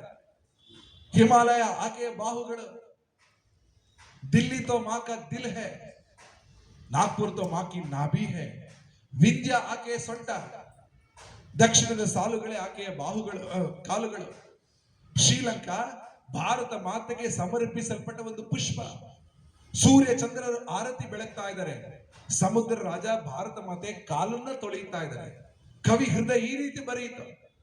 ಕೇವಲ ಒಂದೇ ಮಾತರನ್ನ ಪ್ರೇರಣೆಯಿಂದಲೇ 1000ಕ್ಕೂ ಹೆಚ್ಚು ಹಾಡುಗಳು, ದೇಶಭಕ್ತಿಯ ಹಾಡುಗಳು, ಅದೇ ಭಾವನೆ ಹಾಡುಗಳು ಎಲ್ಲ ಭಾಷೆಗಳಲ್ಲೂ ಬಂತು.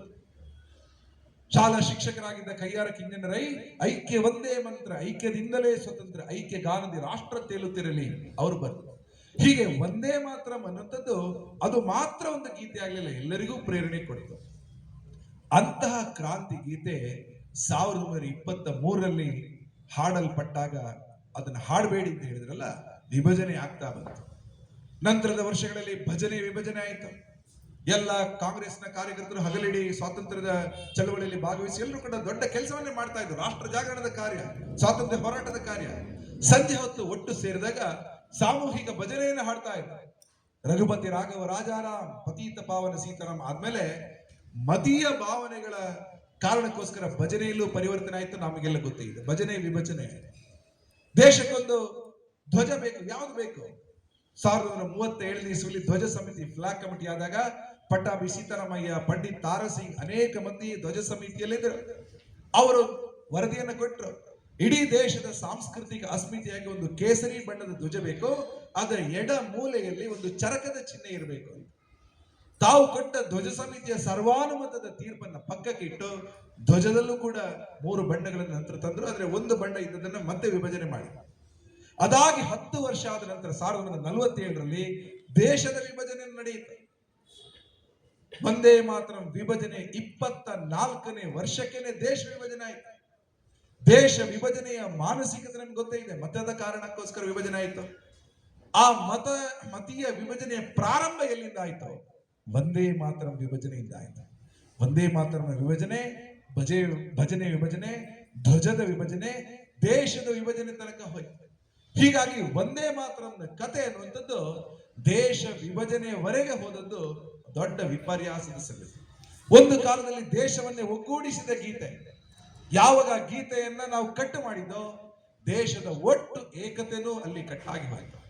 ನಾವು ಈ ದೇಶವನ್ನು ಬಿಡ್ತೀವಿ ಅಂತ ಹೇಳೋ ಜನರೇ ನಮ್ಮಲ್ಲಿ ಸಿಕ್ಕಿದ್ರು. ದೇಶ ವಾಸಿಗಳ ಮಧ್ಯೆ ಜಗಳನು ಬಂತು. ಸ್ವಾತಂತ್ರ್ಯ ಸಂದರ್ಭದಲ್ಲಿ ಎಷ್ಟೋ ಮಂದಿ, ಲಕ್ಷಗಟ್ಟಲೆ ಮಂದಿ ಸಾಯಬೇಕಾಯ್ತು ಮತೀಯ ಹಿಂಸೆಗೋಸ್ಕರ. ಇದೆಲ್ಲದಕ್ಕೂ ಮೂಲ ಕಾರಣ ಏನು? ಒಂದೇ ಮಾತರವನ್ನು ವಿರೋಧಿಸಿದ ಒಂದು ಮತೀಯ ಮಾನಸಿಕತೆ. ಅದಕ್ಕೋಸ್ಕರ ನಾವು ದೊಡ್ಡ ಬೆಲೆಯನ್ನೇ ನಾವು ತೆತ್ವಿ. ಆ ಕಾರಣಕ್ಕೋಸ್ಕರ ಒಂದೇ ಮಾತರ ಯಾವ ಗಮನದಲ್ಲಿ ನಾವೆಲ್ಲರೂ ಬರಬೇಕಿತ್ತು ಅದ್ರ ಬರೋದಿಲ್ಲ ಅಂತ ಅದಕ್ಕೆ ಸರಿಯಾಗಿ ಗಮನ ಕೊಟ್ಟಿಲ್ಲ ಅನ್ನೋಂಥದ್ದು ಸ್ವಾತಂತ್ರ್ಯ ಬಂದ ತಕ್ಷಣ ಕಾಂಗ್ರೆಸ್ ನಾಯಕರಿಗೆ, ಆಗಿನ ಪ್ರಮುಖರಿಗೆ ಅನಿಸ್ತದೆ. ಕೆಲವರಿಗೆ ಅನಿಸ್ತು, no, we should give justice. ಒಂದೇ ಮಾತರಕ್ಕೆ ನಾವು ಸಾಕಷ್ಟು ರೆಸ್ಪೆಕ್ಟ್ ಕೊಡಬೇಕು. ದೇಶ ವಿಭಜನೆ ಆಗಿದೆ, ಹೊಸ ದೇಶಗಳ ರಚನೆ ಆಗಿದೆ. ಹಾಗಾಗಿ ಕೆಲವರಿಗೆ ಅನ್ನಿಸ್ತು ಒಂದೇ ಮಾತ್ರ ಮತ್ತೆ ತರಬೇಕು ಮೇಲೆ. ಏನ್ ಮಾಡೋಣ? ಕಾಯ್ತಾ ಇದ್ರು ಕೆಲವರು. ಪಕ್ಕದಲ್ಲಿ ಹೊಸ ದೇಶ ಆಗಿದೆ ಈಸ್ಟ್ ಪಾಕಿಸ್ತಾನ್. ಅವ್ರು ಯಾವ ಗೀತೆಯನ್ನು ತಗೊಳ್ತಾರೆ ಗೊತ್ತಿಲ್ಲ. ಅದು ಕೂಡ ಬಾಂಗ್ಲಾ ಭಾಗನೇ ಆಗಿತ್ತು. ಅಲ್ಲಿ ಹೆಚ್ಚು ಬಾಂಗ್ಲಾ ಭಾಷೆಯನ್ನು ಮಾಡ್ತಾ ಇದ್ರು. ಈ ಕಡೆ ವೆಸ್ಟ್ ಪಾಕಿಸ್ತಾನ್, ಇವತ್ತಿನ ಪಾಕಿಸ್ತಾನ ಏನಿದೆ, ಅವರು ಉರ್ದು ಮಾತಾಡ್ತಾ ಇದ್ರು. ಈ ಕಡೆ ಅವರು ಬಂಗಾಲಿ ಮಾತಾಡ್ತಾ ಇದ್ರು. ಅವರ ಉರ್ದು ಆದೇಶ ಇವರು ತಗೊಳ್ತಾ ಇರಲಿಲ್ಲ. ಇಬ್ಬರು ಕೂಡ ಮುಸ್ಲಿಂ ದೇಶ ಆದ್ರೂ ಕೂಡ ಭಾಷೆ ಕಾರಣಕ್ಕೋಸ್ಕರ ಬಂಗಾಲಿಗಳ ಭಾಷಾ ಪ್ರೈಡ್ ಅದು ಬೇರೆ ಇತ್ತು. ಹಾಗಾಗಿ ಇವರೇನಾದ್ರೂ ತಗೊಳ್ತಾರ ಅಂತ ನೋಡ್ತಾ ಇದ್ರು. ಅಲ್ಲೂ ಬರಲಿಲ್ಲ. ನಂತರ ಬಾಂಗ್ಲಾದೇಶ ರವೀಂದ್ರನಾಥ್ ಠಾಗೂರ್ ಅವರ ಅಮರ್ ಸೋನಾರ್ ಬಾಂಗ್ಲಾ ಅದನ್ನ ರಾಷ್ಟ್ರಗೀತೆ ಆಗಿ ತಗೊಳ್ತು. ಭಾರತದ ರಾಷ್ಟ್ರಗೀತೆ ಆಗಿ ಜನಗಣ ಮನ ಬಂತು.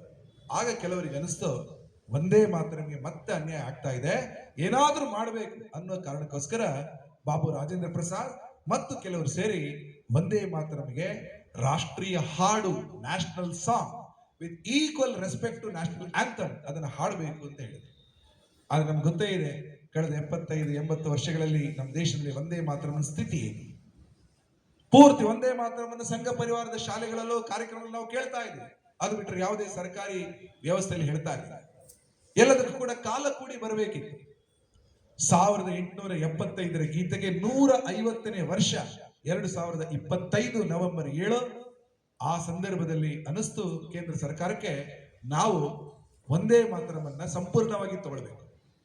ಅಕ್ಟೋಬರ್ 1, 2025 ಇಸವಿಗೆ ಕೇಂದ್ರ ಸಚಿವ ಸಂಪುಟ ಸಭೆ ಸೇರಿದಾಗ ಒಂದೇ ಮಾತರಮನ್ನ ಅಂಗೀಕಾರ ಅವರು ಮಾಡಿದ್ರು. ಮರುದಿನನೇ ಸಂಘದ 100ನೇ ವರ್ಷದ ಅಕ್ಟೋಬರ್ 2ಕ್ಕೆ ವಿಜಯದಶಮಿ ಉತ್ಸವದಲ್ಲಿ ಆ ತಿಂಗಳ ಅಖಿಲ ಭಾರತೀಯ ಕಾರ್ಯಕಾರಿಣಿ ಮಂಡಳಿ ಸಭೆಯಲ್ಲಿ ಸಂಘನು ಕೂಡ ಒಂದೇ ಮಾತರಂ 150 ಬಗ್ಗೆ ಒಂದು ಸ್ಟೇಟ್ಮೆಂಟ್, ಅಧಿಕೃತ ಹೇಳಿಕೆಯನ್ನು ಕೂಡ ಕೊಡ್ತು. ಹೀಗೆ ದೇಶವ್ಯಾಪಿಯಾಗಿ ಒಂದೇ ಮಾತರಂ ಹಾಡುವಂಥದ್ದನ್ನ ಮತ್ತೆ ನಾವು ನೋಡ್ತಾ ಇದ್ದೀವಿ. ಹಾಗಾಗಿ ಮೊನ್ನೆ ನಾನು ಪ್ರಾರಂಭದ ವಾಕ್ಯಕ್ಕೆ ಮತ್ತೆ ಮರಳಿ ಬರ್ತಾ ಇದ್ದೆ. ಕೇರಳದಲ್ಲಿ ಮೊನ್ನೆ ಒಂದೇ ಮಾತ್ರ ಎದ್ದು ನಿಲ್ಲಿ ಅಂತ ಹೇಳ್ತಾ ಇದ್ರಲ್ಲ, ಒಂದು ಕಾಲದಲ್ಲಿ ಒಂದೇ ಮಾತ್ರ ಬೇಡ ಅಂತ ಹೇಳಿದ್ರು. ಒಂದು ಕಾಲದಲ್ಲಿ ಒಂದೇ ಮಾತ್ರ ವಿರೋಧ ಮಾಡಿದ್ರು. ಕಾಲ ಬದಲಾಗ್ತಾ ಇದೆ. ಒಂದೇ ಮಾತ್ರ ತನ್ನ ಗತವೈಭವದ ಒಂದು ಸ್ಥಾನಮಾನ ಗೌರವಗಳು ಸಿಗ್ತಾ ಇದೆ. ಅದನ್ನು ತಂದು ಕೊಡಬೇಕು. ಆ ನಿಟ್ಟಿನಲ್ಲಿ ನಾವಿದೆ. ಅದಕ್ಕೋಸ್ಕರ ಇವತ್ತು ಇಡೀ ದೇಶವನ್ನ ಒಂದು ಸೇರಿಸತಕ್ಕಂಥ ಶಕ್ತಿ ಆ ಗೀತೆಗಿದೆ. ನಮ್ಮ ರಾಷ್ಟ್ರೋತ್ಥಾನ ಸಾಹಿತ್ಯದಲ್ಲಿ ಪ್ರಕಟಗೊಂಡ ಪುಸ್ತಕಗಳಲ್ಲಿ ಒಂದೇ ಮಾತ್ರ ಒಂದು ಕತೆ, ಒಂದು ವ್ಯತೆ ಅನ್ನೋ ಒಂದು ಪುಸ್ತಕ ಇದೆ. ಅದನ್ನು ಬರೆದವರು ಶಿವರಾಮ್. ಒಂದೇ ಮಾತರಂನ ವಿಭಜನೆ ದೇಶದ ವಿಭಜನೆ ಆಯಿತು. ಒಂದೇ ಮಾತರಂನ ಕತೆ ಅದು ದೇಶದ ಕತೆ. ಒಂದೇ ಮಾತರಂನ ವ್ಯತೆ, ದುಃಖ ದೇಶದ ವ್ಯತೆ. ಒಂದೇ ಮಾತರಂನ ನಗು ದೇಶದ ನಗು ಅವರು ಬರೀತಾರೆ. ಕೊನೆಯಲ್ಲಿ ಅವರು ಬರೀತಾರೆ, ದೇಶದಲ್ಲಿ ಇಷ್ಟೊಂದು ಒಡಕಿನ ಅಪಸ್ವರ ಇದೆ. ದೇಶದ ಒಳಗಡೆ ಸಾಕಷ್ಟು ಕಡೆ ಜಗಳ ನಡೀತಾ ಇದೆ. ಅದು ಉತ್ತರ, ದಕ್ಷಿಣ, ಪೂರ್ವ, ಪಶ್ಚಿಮ, ಆರ್ಯ, ದ್ರಾವಿಡ, ಅಮೂಲ್, ನಂದಿನಿ, ಹಿಂದಿ, ಕನ್ನಡ, ಎಷ್ಟೊಂದು ಒಳ ಜಗಳ ನಡೀತಾ ಇದೆ. ನದಿ ನೀರಿಗೋಸ್ಕರ ಮೈತೇಯಿ, ಕುಕ್ಕಿ, ಮಣಿಪುರದಲ್ಲಿ ಜಗಳ, ಗುರ್ಖಾಲ್ಯಾಂಡ್, ಬೋಡೋಲ್ಯಾಂಡ್ ಅದಕ್ಕೋಸ್ಕರ ಜಗಳ, ಅನೇಕ ಕಡೆಗಳಲ್ಲಿ ಒಳ ಜಗಳ ನಡೀತಾ ಇದೆ. ಇದನ್ನೆಲ್ಲವನ್ನು ಮೀರಿ ದಾಟಿ ಇಡೀ ದೇಶವನ್ನು ಒಂದು ಮಾಡುವ ಶಕ್ತಿ ಯಾವುದಕ್ಕಿದೆ ಅಂದ್ರೆ ಒಂದೇ ಮಾತರಮ್ಗಿದೆ. ಅವ್ರು ಹೇಳ್ತಾರೆ ಒಂದೇ ಮಾತರಂ ಎಲ್ಲ ಕಡೆ ಮೊಳಗಿ ಬರಬೇಕು. ಎಲ್ಲಿ? ಮನೆ ಮನೆಯ ಬೀಸುವ ಕಲ್ಲುಗಳಿಂದ, ತೂಗುವ ತೊಟ್ಟಿಲುಗಳಿಂದ, ಮರಮರದ ಮರ್ಮರ ಸ್ವರದಿಂದ ಒಂದೇ ಮಾತರಂ ಬರಬೇಕು. ಹಿಮಾಲಯದ ಗಿರಿ ಶಿಖರಗಳಿಂದ, ಶಿವಾಲಯದ ಗಂಟೆ ಜಾಗಟೆಗಳಿಂದ ಒಂದೇ ಮಾತರಂ ಬರಬೇಕು. ನದಿ ನಾಲೆಗಳ ಕಲಕಲರವದಲ್ಲಿ, ಝರಿ ಜಲಪಾತಗಳ ಭೋರ್ಗರೆತದಲ್ಲಿ ಒಂದೇ ಮಾತರಂ ಬರಬೇಕು. ಕಡಲ ತಡಿಯ ಹೆದ್ದರೆಗಳ ಗರ್ಜನೆಯಿಂದ ಒಂದೇ ಮಾತರಂ ಮೊಳಗಿ ಬರಬೇಕು. ವಿದ್ಯಾರ್ಥಿಗಳ ಛಾತ್ರ ಕಂಠದಿಂದ ಬರಬೇಕು. ಸೈನಿಕರ ಕೋವಿಯಿಂದ ಬರಬೇಕು. ಶಿಕ್ಷಕರ ಬೋಧನೆಯಲ್ಲಿ ಬರಬೇಕು. ಹೆಣ್ಣು ಮಕ್ಕಳ, ಹೆಂಗಸರ ಹಾಡು ಹೆಣಿಗೆಗಳಲ್ಲಿ ಅದು ಮೂಡಿ ಬರಬೇಕು. ಆಗ ಮಾತ್ರ ಭಾರತ ದುರ್ಗೆಯಾಗಿ ಎದ್ದು ನಿಲ್ತಾಳೆ, ಶಕ್ತಿ ಸ್ವರೂಪಿಣಿಯಾಗಿ ಬರ್ತಾಳೆ. ಆ ಶಕ್ತಿ ಆ ಒಂದೇ ಮಾತರಂ ಗೀತೆಗೆ ಇದೆ. ಹಾಗಾಗಿ ಒಂದೇ ಮಾತರಂ ಗೀತೆ ಕೇವಲ ಒಂದು ಗೀತೆ ಆಗಿರಲಿಲ್ಲ. ಸ್ವಾತಂತ್ರ್ಯ ಸಂಗ್ರಾಮದ ಜೊತೆಯಾಗಿ ಸಾಗಿ ಬಂದ ಸ್ವಾತಂತ್ರ್ಯ ಸಂಗ್ರಾಮಕ್ಕೆ ಕೇವಲ ಒಂದೇ ಮಾತ್ರನ 2 ಗೆರೆಯನ್ನೇ ಆಧಾರ ಆಗಿ ಇಟ್ಕೊಂಡು ತನ್ನ ಪ್ರಾಣವನ್ನೇ ಕೊಟ್ಟ ನೂರಾರು ಕ್ರಾಂತಿಕಾರಿಗಳು ಆ ಗೀತೆಯನ್ನೇ ನಂಬಿ ಆ ಗೀತೆ ನನಗೆ ಶಕ್ತಿ ಕೊಡುತ್ತೆ ಅಂತ ಹೇಳಿ ಪ್ರಾಣವನ್ನೇ ಬಿಟ್ಟಿದ್ರು. ಅದು ಅಂಡಮಾನ್ ಸಿಲ್ಲಲಾರ್ ಜೈಲಲ್ಲಾಗಿರ್ಬೋದು, ದೇಶವ್ಯಾಪಿ ಆಗಿರ್ಬೋದು, ಪ್ರತಿ ಚಡಿಯೇಟಿಗೆ ಒಂದೇ ಮಾತ್ರ ನನಗೆ ಆಸರೆ ಕೊಡುತ್ತೆ ಅಂತ ಕ್ರಾಂತಿಕಾರಿಗಳು ನಂಬಿದ್ರು. ಅವರ ರಕ್ತ ಬೆವರಿನ ಆಧಾರದ ಮೇಲೆ ಹೃದಯದಲ್ಲಿ ಒಂದೇ ಮಾತ್ರ ಇದ್ದ ಕಾರಣಕ್ಕೋಸ್ಕರ ನಮಗೆ ಸ್ವಾತಂತ್ರ್ಯ ಪ್ರಾಪ್ತಿ ಆಗಿದೆ. ಹಾಗಾಗಿ ಒಂದೇ ಮಾತ್ರ ಯಾವುದೋ ಒಂದು ಹಾಡಲ್ಲ, ಭಾರತದ ಸ್ವಾತಂತ್ರ್ಯ ಸಂಗ್ರಾಮಕ್ಕೆ ಒಂದು ವೇಗವನ್ನು ಕೊಟ್ಟ, ಬೆನ್ನೆಲುಬಾಗಿ ನಿಂತ ಅಮರ ಮಂತ್ರ ಅದು. ಅಂತಹ ಒಂದೇ ಮಾತರವನ್ನ ನಾವೆಲ್ಲರೂ ಇಲ್ಲಿ ಸ್ಮರಿಸುವ ಕೆಲಸವನ್ನು ಮಾಡಿದ್ದೀವಿ. ಒಂದಷ್ಟು ವಿಷಯಗಳನ್ನ ನಿಮ್ಮ ಗಮನಕ್ಕೆ ತಂದಿದ್ದೀನಿ. ನಮಸ್ಕಾರ.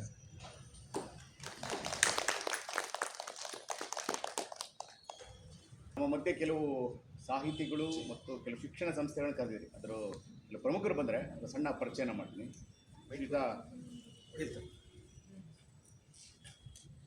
ಶ್ರೀಯುತ ಬಸವರಾಜ್ ಒಕ್ಕುಂದವರು ನಿಂತ್ಕೊಬೇಕು. ಬಸವರಾಜ್ ಒಕ್ಕುಂದ ಇದೇ ಬಡಾವಣೆ ನಿವಾಸಿಗಳು, ಬೇರೆ ಬೇರೆ ಶಿಕ್ಷಣ ಸಂಸ್ಥೆಗಳಲ್ಲಿ ಪ್ರೊಫೆಸರ್ ಆಗಿ ಕೆಲಸ ಮಾಡಿದರು. ಈಗ ಪ್ರಸ್ತುತ ಸೌಂದರ್ಯ ಶಿಕ್ಷಣ ಸಂಸ್ಥೆಯಲ್ಲಿ ಕನ್ನಡದ ಪ್ರಾಧ್ಯಾಪಕರಾಗಿ ಕೆಲಸ ಮಾಡ್ತಾ ಇದ್ದಾರೆ. ಅನೇಕ ಸಾಹಿತ್ಯಗಳನ್ನು ಬರೆದಿದ್ದಾರೆ. ಧಾರಾವಾಹಿಗಳ ಬಗ್ಗೆ ಚಿಂತನೆಗಳನ್ನು ಬರೆದಿದ್ದರು. ವಿಮರ್ಶಕರು, ಲೇಖಕರು, ಸಾಹಿತಿಗಳು. ಜೊತೆಗೆ ಅವರ ಒಂದು ಕವನ ಈಗಿನ ಪ್ರಥಮ PUCಗೆ ಗದ್ಯ ರೂಪದಲ್ಲಿದೆ. ಮತ್ತು ಸಾಹಿತ್ಯ ಪುರಸ್ಕೃತರು, ಕೇಂದ್ರ ಸಾಹಿತ್ಯ ಅಕಾಡೆಮಿ ಪುರಸ್ಕೃತರು ಬಸವರಾಜ ಒಕ್ಕುಂದವರು. ಡಾಕ್ಟರ್ ಜಗದೀಶ್ ಅವರು ತಮ್ಮ KS ಪದವಿಯ ಪರೀಕ್ಷೆ ನಂತರ ಪ್ರಾಧ್ಯಾಪಕರಾಗಿ 36 ವರ್ಷ ಸೇವೆ ಸಲ್ಲಿಸಿದ್ದಾರೆ. ಬೇರೆ ಬೇರೆ ಕಾಲೇಜುಗಳಲ್ಲಿ ಪ್ರಾಧ್ಯಾಪಕರಾಗಿ ಕೊನೆಗೆ ಚಿಕ್ಕಬಳ್ಳಾಪುರ ಕಾಲೇಜಿನಲ್ಲಿ ಪ್ರಾಂಶುಪಾಲರಾಗಿ ನಿವೃತ್ತಿ ಹೊಂದಿದ್ದಾರೆ. ವಚನ ಸಾಹಿತ್ಯದಲ್ಲಿ ಸಾಕಷ್ಟು ಸಾಹಿತ್ಯನ ಬರೆದಿದ್ದಾರೆ. ಹೊಸಗನ್ನಡದ ಸಾಹಿತ್ಯದ ಕವಿಗಳ ಪರಿಚಯ ಮಾಡಿದ್ದಾರೆ. ಗುಬ್ಬಿ ಮಲ್ಲಣ್ಣ ವೀರಣ್ಣ ಅವ್ರ ಬಗ್ಗೆ ಅವ್ರ ಬಗ್ಗೆ ವಿಮರ್ಶೆಯನ್ನು ಬರೆದಿದ್ದಾರೆ. ಅವರು ಕೂಡ ಇದೇ ಬಡಾವಣೆಯಲ್ಲಿದ್ದಾರೆ. ಡಾಕ್ಟರ್ ಜಗದೀಶ್ ಅವರು.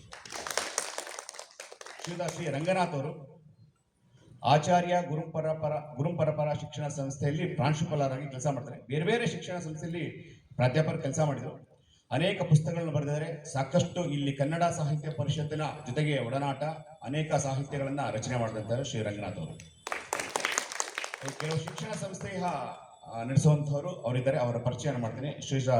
ಶ್ರೀ ಉದಯ್ ಕುಮಾರ್ ಸರ್ ಅವರು ನಿಸರ್ಗ ವಿದ್ಯಾನಿಕೇತನ ಶಾಲೆ ಅಂದರೆ ಸಿಡಲಿಯಿಂದ ಆ ಶಾಲೆಯ ಮುಖ್ಯಸ್ಥರು. ನಮ್ಮ ಸಂಸ್ಕೃತ ಭಾರತದಲ್ಲಿ ಒಡನಾಟ ಇರತಕ್ಕ ವ್ಯಕ್ತಿಯವರು. ಇವತ್ತು ಅವರು ನಮ್ಮದೇ ಉಪಸ್ಥಿತಿದ್ದಾರೆ. ಶ್ರೀ ಶಿವಲಿಂಗಯ್ಯನವರು ಜನಸೇವಾ ವಿದ್ಯಾ ಕೇಂದ್ರದ ಟ್ರಸ್ಟಿ, ನೆಲೆ ಫೌಂಡೇಶನ್ ನರೇಂದ್ರ ಅದರ ಮುಖ್ಯಸ್ಥರು. ಅವರು ಕೂಡ ನಮ್ಮದೇ ಉಪಸ್ಥಿತಿದ್ದಾರೆ. ಶ್ರೀ ಸತೀಶ್ ಬೆಚ್ಚಳ್ಳಿಯವರು ವಿದ್ಯಾ ಸಂಸ್ಕಾರ ಶಾಲೆ ಮಾಗಡಿ ರೋಡಲ್ಲಿರುವಂತಹ ವಿದ್ಯಾ ಸಂಸ್ಕಾರ LKG ಇಂದ ಡಿಗ್ರಿವರೆಗಿನ ಶಾಲೆ, ಅದರ ಶಾಲೆಯ CEO ಆಗಿದ್ದಾರೆ. ಈ ರೀತಿ ಕೆಲವು ಶಿಕ್ಷಣ ಸಂಸ್ಥೆಗಳು ಕೆಲವು ಸಾಹಿತಿಗಳು ಕರೆದಿದ್ದಾರೆ. ಇವತ್ತು ಅವರೆಲ್ಲ ಬಂದಿರೋ ಅವರೆಲ್ಲರೂ ನಮ್ಮ ಮಂಥನದ ಪರವಾಗಿ ಅವರಿಗೆ ಪೂರ್ವಕ ಧನ್ಯವಾದಗಳು. ಪ್ರಶ್ನೆಗಳನ್ನ ಇದಕ್ಕೆ ಸಂಬಂಧಪಟ್ಟ ಪ್ರಶ್ನೆಗಳನ್ನ ನಾವು ಕೇಳ್ಬೋದು.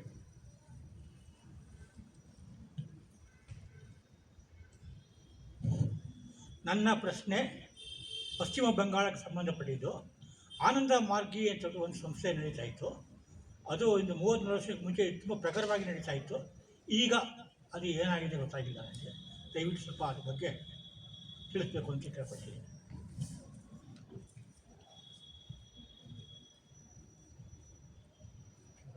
ಇಲ್ಲ, ಆ ಮಾಹಿತಿ ಕೊಡಿ. ಆ ಸಂಸ್ಥೆ ಬಗ್ಗೆ ನನಗೆ ಗೊತ್ತಿಲ್ಲ. ನಾನು ಅಧ್ಯಯನ ಮಾಡಿ ತಿಳಿಸ್ಬೋದು, ಅಥವಾ ನಾನು ಗಂಗಾಧರ್ ಅವರಿಗೆ ತಿಳಿಸ್ತೀನಿ, ಅವ್ರು ನಿಮಗೆ ತಿಳಿಸ್ಬೋದು. ಹಾಗೂ ನನಗೆ ಅದ್ರ ಮಾಹಿತಿ ಅಷ್ಟಿಲ್ಲ. ಮತ್ತೆ ಬೇಗ ಪ್ರಶ್ನೆ ಆಗೋದ್ರಿದ್ರೆ ಕೇಳ್ಬೋದು.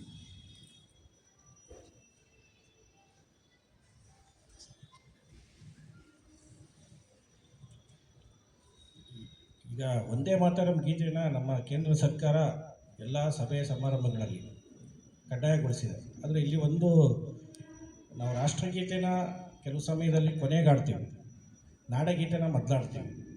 ಈ ಒಂದೇ ಮಾತರಂ ಗೀತೆನ ಎಲ್ಲಿ ನಾವು ಜೋಡಿಸ್ಕೊಂಡು ಆಡಬೇಕು ಅಂತ ನಿಮ್ಮ ಸಲಹೆ?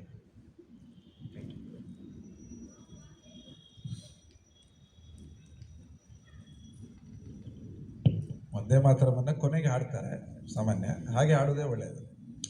ಕೊನೆಗೆ ಹಾಡುವಾಗಿರುವಂಥ ಭಾವನೆ ಅದು ಬೇರೆನೇ. ಪ್ರಾರಂಭ ಮತ್ತು ಕೊನೆ ಅದಕ್ಕೆ ಎರಡರಲ್ಲೂ ಕೂಡ ಪ್ರಾರಂಭ ಮಾಡೋದಕ್ಕೆ ಒಂದು ನಮ್ಮಲ್ಲಿ ಒಂದು ಸಾಂಸ್ಕೃತಿಕವಾಗಿ ಶುಭಾರಂಭ ಆ ಥರ ಹೇಳಿದ್ರು ಕೂಡ ಒಂದೇ ಮಾತ್ರ ಕೊನೆಯಲ್ಲಿ ಹಾಡೋದ್ರಿಂದ ಅದರದ್ದೇ ಆದ ಕೆಲವು ಲಾಭಗಳು ಇದೆ. ಅದು ಒಂದಷ್ಟು ವರ್ಷ ಅದನ್ನು ನಾವು ಸಾಮೂಹಿಕವಾಗಿ ಹಾಡದ ಮೇಲೆ ಅದು ಗೊತ್ತಾಗುತ್ತೆ.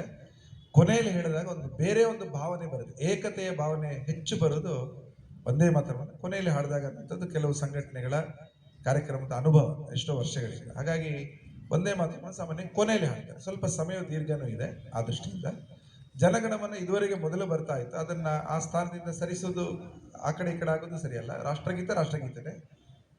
ಜನಗಣಮನ ಪ್ರಾರಂಭದಲ್ಲೇ ಇರುತ್ತೆ ಆಸ್ ಆಫ್ ನಾವು. ನಮ್ಮಲ್ಲಿ ಹೆಚ್ಚಿಗೆ ಇರೋ ಕಾರಣ ಒಂದು ಗೊಂದಲ ಬಂದೇ ಬರುತ್ತೆ.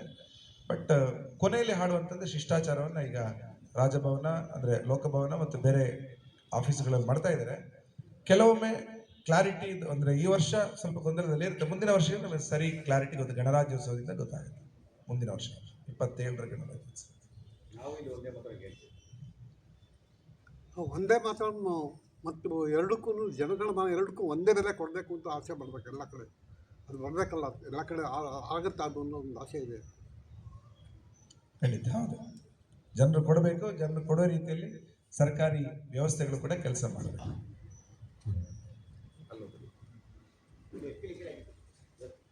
ಸುಭಾಷ್ ಚಂದ್ರ ಬೋಸ್ ಅವರು ಕೂಡ ರಾಷ್ಟ್ರಗೀತೆ ಮತ್ತು ರಾಷ್ಟ್ರ ಧ್ವಜವನ್ನ ಮಾಡಿದ್ರು. ಅವರು ಇದ್ರ ಬಗ್ಗೆ ಏನಾದರೂ ಇದೆ.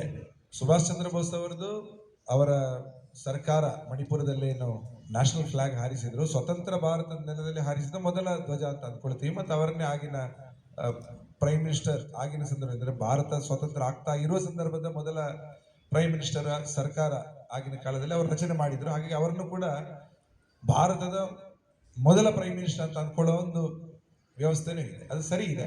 ಆದರೆ ಅವ್ರದ್ದು ಮತ್ತು ಈ ಚಳವಳಿದ್ದು ಏನಿದೆ ಸ್ವಲ್ಪ ಪ್ರತ್ಯೇಕ ಇದೆ. ಮಾಡಿದ್ರು ಅಂದ್ರೆ ಹೇಳಿದಲ್ಲ, ಆ ಪ್ರೊಸೆಸ್ ನಲ್ಲಿ ಒಂದೇ ಮಾತರಮ್ನ ಟೈಮಲ್ಲಿ ಮೇಡಮ್ ವಿಕಾಜಿಕಮ್ಮ ಮಾಡಿದ ಅದೊಂದು ಧ್ವಜ ಇತ್ತು. ಧ್ವಜದಲ್ಲಿ ಸಾಕಷ್ಟು ಬಂದಿತ್ತು. ಈಗ ಇರ್ತಕ್ಕಂಥ ಧ್ವಜದ ಪಿಂಗಳೆ ವೆಂಕಣ್ಣಯ್ಯ ಅವರು ಮಾಡಿದಂಥ ಧ್ವಜ ಇವತ್ತೇನಿದೆ ಅದು ಫೈನಲ್ ಆಗಿದೆ, ಅಂದ್ರೆ ಆರೋಪೀಕರಣದ್ದು ಅವರೊಂದು ಮಾಡಿದ್ರು. ಸುಭಾಷ್ ಚಂದ್ರ ಬೋಸ್ ಬಗ್ಗೆ ಇನ್ನೊಂದು ಅವಧಿ ಇಟ್ಕೊಂಡ್ರೆ ಖಂಡಿತ ಸ್ವಲ್ಪ ಡಿಟೇಲ್ಡ್ ಸಬ್ಜೆಕ್ಟ್ ಇದು ಮಾಡೋಣ. ಸುಭಾಷ್ ಸಾಕಷ್ಟು ಪ್ರಯತ್ನ ರಾಷ್ಟ್ರಗೀತೆ ಮತ್ತೆ ಈಗ ಅದಾಗ್ಲಿಲ್ಲ. ರಾಷ್ಟ್ರಗೀತೆ ಏನಿದೆ ಒಂದೇ ಮಾತ್ರ, ಅದಕ್ಕೆ ಎರಡನ್ನೂ ನಾನು ನೋಡಿದ್ದೀನಿ. ಅದೆರಡು ಒಂದು ಸ್ವಲ್ಪ ಸಿಮಿಲಾರಿಟಿ ಇದೆ. ಆದ್ರೆ ಅದನ್ನ ತಗೊಳ್ಳಿಲ್ಲ ಅಂತ ಅಂಗೀಕಾರ ಮಾಡಲಿಲ್ಲ. ಈ ಒಂದೇ ಮಾತರಮ್ಮನ್ನ ಹೆಚ್ಚು ಪಾಪ್ಯುಲರ್ ಇದ್ದ ಕಾರಣ, ಹೆಚ್ಚು ಕಡೆ ಇದನ್ನು ಹಾಡ್ತಾ ಇದ್ದ ಕಾರಣ, ಕಾಂಗ್ರೆಸ್ ನಲ್ಲಿ ಆಲ್ರೆಡಿ ಅದನ್ನೇ ಹಾಡ್ತಾ ಇದ್ದ ಪರಂಪರೆ ಇದ್ದ ಕಾರಣ ಇದನ್ನು ತಗೊಳ್ಳಿ.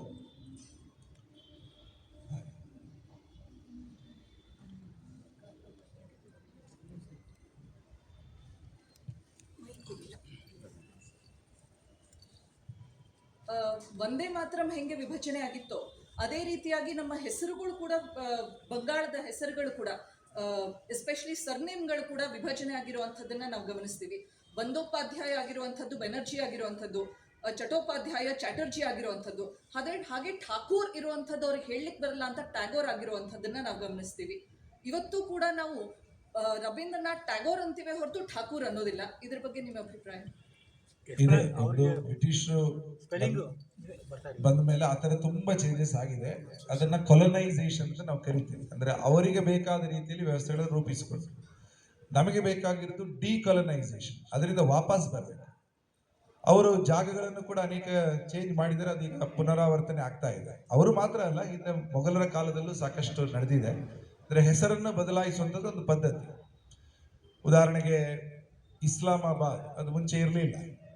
ಹಾಗೇನೆ ಈಗ ಅಲಹಾಬಾದ್ ಅದು ಮುಂಚೆ ಇರಲಿಲ್ಲ, ಪ್ರಯಾಗ್ರಾಜ್ ಇತ್ತು, ಈಗ ವಾಪಸ್ ಅಲ್ಲಿಗೆ ಬಂತು. ಅಯೋಧ್ಯೆ ಹೆಸರನ್ನ ಫೈಜಾಬಾದ್ ಅಂತ ಕರೆದ್ರು, ಈಗ ವಾಪಸ್ ಅದು ಫೈಜಾಬಾದ್ ಆಗಿ ಬಂದಿದೆ. ಪಕ್ಕದಲ್ಲಿ ಹೈದರಾಬಾದ್ ಇದೆ, ಹೈದರಾಬಾದಿನ ನಿಜವಾದ ಹಳೆ ಹೆಸರು ಭಾಗ್ಯನಗರ, ಅಲ್ಲಿ ಭಾಗ್ಯಲಕ್ಷ್ಮಿ. ಹಾಗೇನೆ ಅಹಮದಾಬಾದ್ ಗುಜರಾತ್ ಅಲ್ಲಿ ಏನಿದೆ ಅದರ ಹಳೆ ಹೆಸರು ಕರ್ಣಾವತಿ. ಅದಿ ಪ್ರೊನೌನ್ಸಿಯೇಷನ್ ಸಮಸ್ಯೆಯಿಂದ ಬೇರೆ ಅಂತ ಮಾಡಿದ ಸಾಕಷ್ಟು. ಈಗ ಕನ್ನಡವನ್ನು ಕೆನರಾ ಅಂತ ಕರೆದು, ಸೌತ್ ಕೆನರಾ, ನಾರ್ತ್ ಕೆನರಾ ಅಂತ ಅವ್ರು ಕರೆದು, ಕೊಡಗನ್ನ ಕೂರ್ಗ್ ಅಂತ ಕರೆದು, ದ್ರೋಣಧಾರ ಅದನ್ನ ದುರ್ಜಯ ಏನು ಡೆಹ್ರಾಡೂನ್ ಅಂತ ಮಾಡಿದ್ರು, ದುರ್ಜಯ ಲಿಂಗ ಅದನ್ನ ಡಾರ್ಜಿಲಿಂಗ್ ಅಂತ ಮಾಡಿದ್ರು. ಹೀಗೆ ಸಾಕಷ್ಟು ಹೆಸರುಗಳ ಅಪಭ್ರಂಶಗಳಾಗಿಲ್ಲ. ಅದನ್ನು ವಾಪಸ್ ತರಬೇಕು. ಪಾಕಿಸ್ತಾನದ ಅನೇಕ ಕಡೆಗಳಲ್ಲಿ ಭಾರತೀಯ ಮೂಲದ ಹೆಸರು, ಉದಾಹರಣೆಗೆ ಬಪ್ಪರಾವಲ ಅಂತ ರಾಜಸ್ಥಾನದ ರಾಜ ಇತ್ತು. ಬಪ್ಪರಾವಲನ ಎಷ್ಟು ಸಾಮ್ರಾಜ್ಯ ವಿಸ್ತರಿಸಿತ್ತು ಅಂದ್ರೆ ಇವತ್ತಿನ ಗಾಂಧಾರ್ ಅಂದ್ರೆ ಅಫ್ಘಾನ್ ಪ್ರದೇಶವರೆಗೆ ಅವನಿತ್ತು. ಅವನು ಆಡಳಿತ ಮಾಡ್ತಾ ಇದ್ದ ಒಂದು ಮೈನ್ ಸಿಟಿ ಅಂದ್ರೆ ಈಗಿನ ರಾವಲ್ಪಿಂಡಿ. ರಾವಲ್ಪಿಂಡಿ ಹೆಸರು ಬರ್ಲಿಕ್ಕೆ ಕಾರಣ ಬಪ್ಪ ರಾವಲಿಂದಾಗಿ ಬಂದಿದೆ. ಈಗ ಅನೇಕ ಕಡೆಗಳಲ್ಲಿ ಅವರವರ ಹೆಸರಿಂದ ಯೋಚನೆ ಮಾಡ್ತಾ ಇದ್ದಾರೆ. ಉದಾಹರಣೆಗೆ ಈಗ ರಾಮನ ಮಗ ಲವ ಆಳಿದ ಊರನ್ನ ಲವಪುರ ಅಂತ ಕರೀತಾರೆ, ಅದು ಲಾಹೋರ್ ಅಂತ ಮಾಡಿದೆ. ಈಗ ಲಾಹೋರ್ ಅದರ ಹೆಸರಲ್ಲಿ ಇದೆ, ಹೆಸರಿಗೆ ಚೇಂಜ್ ಆಗಿಲ್ಲ. ಆದರೆ ತುಂಬಾ ಹೆಸರುಗಳು ಭಾರತೀಯ ಮೂಲದಿಂದ ಹೋಗಿತ್ತು, ಅದೆಲ್ಲ ಕೂಡ ಅಲ್ಲಿ ಇತ್ತು, ಚೇಂಜ್ ಆಗಿದೆ. ನಾಗಾ ಪ್ರದೇಶ ಅಂತ ಇತ್ತು, ಅದನ್ನ ನಾಗಾ ಲ್ಯಾಂಡ್ ಅಂತ ಇಂಗ್ಲಿಷ್ ಮಾಡಿದ್ರು. ಭಾರತದ ಯಾವುದೇ ಸ್ಥಳಕ್ಕೆ ಲ್ಯಾಂಡ್ ಅಂತ ಇಲ್ಲ, ಎಲ್ಲವೂ ಕೂಡ ಪ್ರದೇಶಗಳ ಹೆಸರಲ್ಲಿ ಎಲ್ಲ ಕಡೆ. ಅರುಣಾಚಲ ಪ್ರದೇಶ, ಹಿಮಾಚಲ ಪ್ರದೇಶ, ಆಂಧ್ರ ಪ್ರದೇಶ, ಮಧ್ಯಪ್ರದೇಶ, ಈ ತರ ಪ್ರದೇಶಗಳ ಹೆಸರುಗಳಲ್ಲಿ. ಉತ್ತರ ಪ್ರದೇಶ ಲ್ಯಾಂಡ್ ಅಂತ ಬಂದಿರಲಿಲ್ಲ, ಬ್ರಿಟಿಷರು ಬಂದ ಮೇಲೆ ಅದನ್ನ ಲ್ಯಾಂಡ್ ಅಂತ ಕನ್ವರ್ಟ್ ಮಾಡಿದ್ರು, ನಾಗಾಲ್ಯಾಂಡ್ ಅಂತ. ಈಗಲೂ ಕೂಡ ನಾಗಾಲ್ಯಾಂಡ್ ಅಲ್ಲಿ ಇಂಗ್ಲಿಷ್ ಅಲ್ಲಿನ ಅಫಿಷಿಯಲ್ ಸ್ಟೇಟ್ ಲ್ಯಾಂಗ್ವೇಜ್, ಭಾಷೆಯನ್ನು ಕೂಡ ಅವರು ಚೇಂಜ್ ಮಾಡಿದ್ರು. ಇದೆಲ್ಲವನ್ನ ನಾವು ಕೊಲೊನೈಸೇಷನ್ ಅಂತ ಕರಿತೀವಿ, ವಸಾಹತು ಶಾಹಿ ಮಾನಸಿಕತೆ. ಭಾರತಕ್ಕೆ ಬಂದಾಗ ಒಂದೇ ಮಾತರಮನ್ನ ಎಲ್ಲ ಕಡೆ ಹಾಡಬೇಕನ್ನೋದಕ್ಕೆ ವಿರೋಧ ಅವರೇ ತಗೊಂಡ್ರು. ಆಕ್ಚುಲಿ ಜನಗಣಮನ ಬ್ರಿಟಿಷ್ ಡ್ರಿಲ್ಲಿಗೆ ಹೆಚ್ಚು ಸೂಟ್ ಆಗುತ್ತೆ, ಕಡಿಮೆ ಸಮಯ ಸಾಕು, 52 ಸೆಕೆಂಡ್ ಸಾಕು ಅನ್ನೋ ಕಾರಣಕ್ಕೋಸ್ಕರ ಅದನ್ನು ತಗೊಂಡು ಭಾವನೆಗಳ ಹಿಂದೆ ಅವರು ಹೋಗ್ಲಿಲ್ಲ. ಅವರು ಮ್ಯಾಥಮೆಟಿಕ್ಸ್ ಹಿಂದೆ ಹೋದ್ರು. ಇದಕ್ಕೆ ಇದು ಸೂಟ್ ಆಗುತ್ತೆ, ಇದಕ್ಕೆ ಇದು ಸೂಟ್ ಆಗುತ್ತೆ, ಒಂದು ಇಂಜಿನಿಯರಿಂಗ್ ಟೆಕ್ನಿಕ್ ನೋಡಿ ಮಾಡಿದ್ರು. ಎಲ್ಲವೂ ನಮಗೆ ಒಂದೇನೆ, ಆದರೆ ಭಾವನೆಯಿಂದ ನೋಡುವಂಥದ್ದು ಅದು ಆಗಲಿಲ್ಲ ಒಂದು ಕಾಲದಲ್ಲಿ. ಈಗ ಮತ್ತೆ ಪುನಃ ಬಂದಿದೆ. ವಿಶೇಷವಾಗಿ ವಂದೇ ಮಾತರಂಗೆ ಶಕ್ತಿ ಸಿಕ್ಕಿದ್ದು ರವೀಂದ್ರನಾಥ್ ಟಾಗೋರ್ ಹಾಡಿದ ಪ್ರಭಾವ ಅವರ ತಮ್ಮನ ಮೇಲೆ ಬಿತ್ತು. ರವೀಂದ್ರನಾಥ್ ಟಾಗೋರ್ ಕಸಿನ್ ಬ್ರದರ್, ಅವರ ಹೆಸರು ಅವನೀಂದ್ರನಾಥ್ ಟಾಗೋರ್. ಅವರು ಭಾರತ ಮಾತೆಯ ಚಿತ್ರವನ್ನು ಬಿಡಿಸಿದರು. ಅಲ್ಲಿ ತನಕ ಕಲ್ಪನೆಯಲ್ಲಿ ಭಾರತ ಮಾತೆ ಇದೆ. ಭಾರತ ಮಾತೆ ಹೇಗಿದ್ದಾಳೆ, ಆಕೆಯ ಮುಖ, ಸಿಂಹ, ಭಾರತ, ಪಕ್ಕದಲ್ಲಿ ಶ್ರೀಲಂಕಾ, ಸಮುದ್ರ, ಹಿಮಾಲಯ, ಅದರ ಮೇಲೆ ಅಗ್ನಿ ಶಿಖೆಗಳು, ಇದ್ಯಾವುದು ಕಲ್ಪನೆಯಲ್ಲಿ ಹೊರತು ಚಿತ್ರ ಮಾಡಿರಲಿಲ್ಲ. ಅವನೀಂದ್ರನಾಥ್ ಟಾಗೋರ್ ಚಿತ್ರ ಮಾಡಿದ ಮೇಲೆ ಭಾರತ ಮಾತೆಯ ಪರಿಕಲ್ಪನೆಗಳು ಬಂತು. ಪ್ರಿಂಟಿಂಗ್ ಟೆಕ್ನಾಲಜಿ ತಕ್ಷಣ ಭಾರತಕ್ಕೆ ಕಾಲಿಟ್ಟಾಗ ಭಾರತ ಮಾತೆ ಚಿತ್ರ ಪ್ರಿಂಟ್ ಆಗ್ತಾ ಬಂತು, ಗೋಡೆಗಳಲ್ಲಿ ಅದರ ಚಿತ್ರ ಅಂಟಿಸ್ತಾ ಬಂತು. ಸೊ ಹೀಗೆ ಭಾರತ ಮಾತೆ ಒಂದು ರೀತಿಯಲ್ಲಿ ಅದು ಸ್ವಲ್ಪ ಪಾಪ್ಯುಲರ್ ಆಗ್ತಾ ಬಂತು, ಜೊತೆಗೆ ವಂದೇ ಮಾತರಂ ಬಂತು.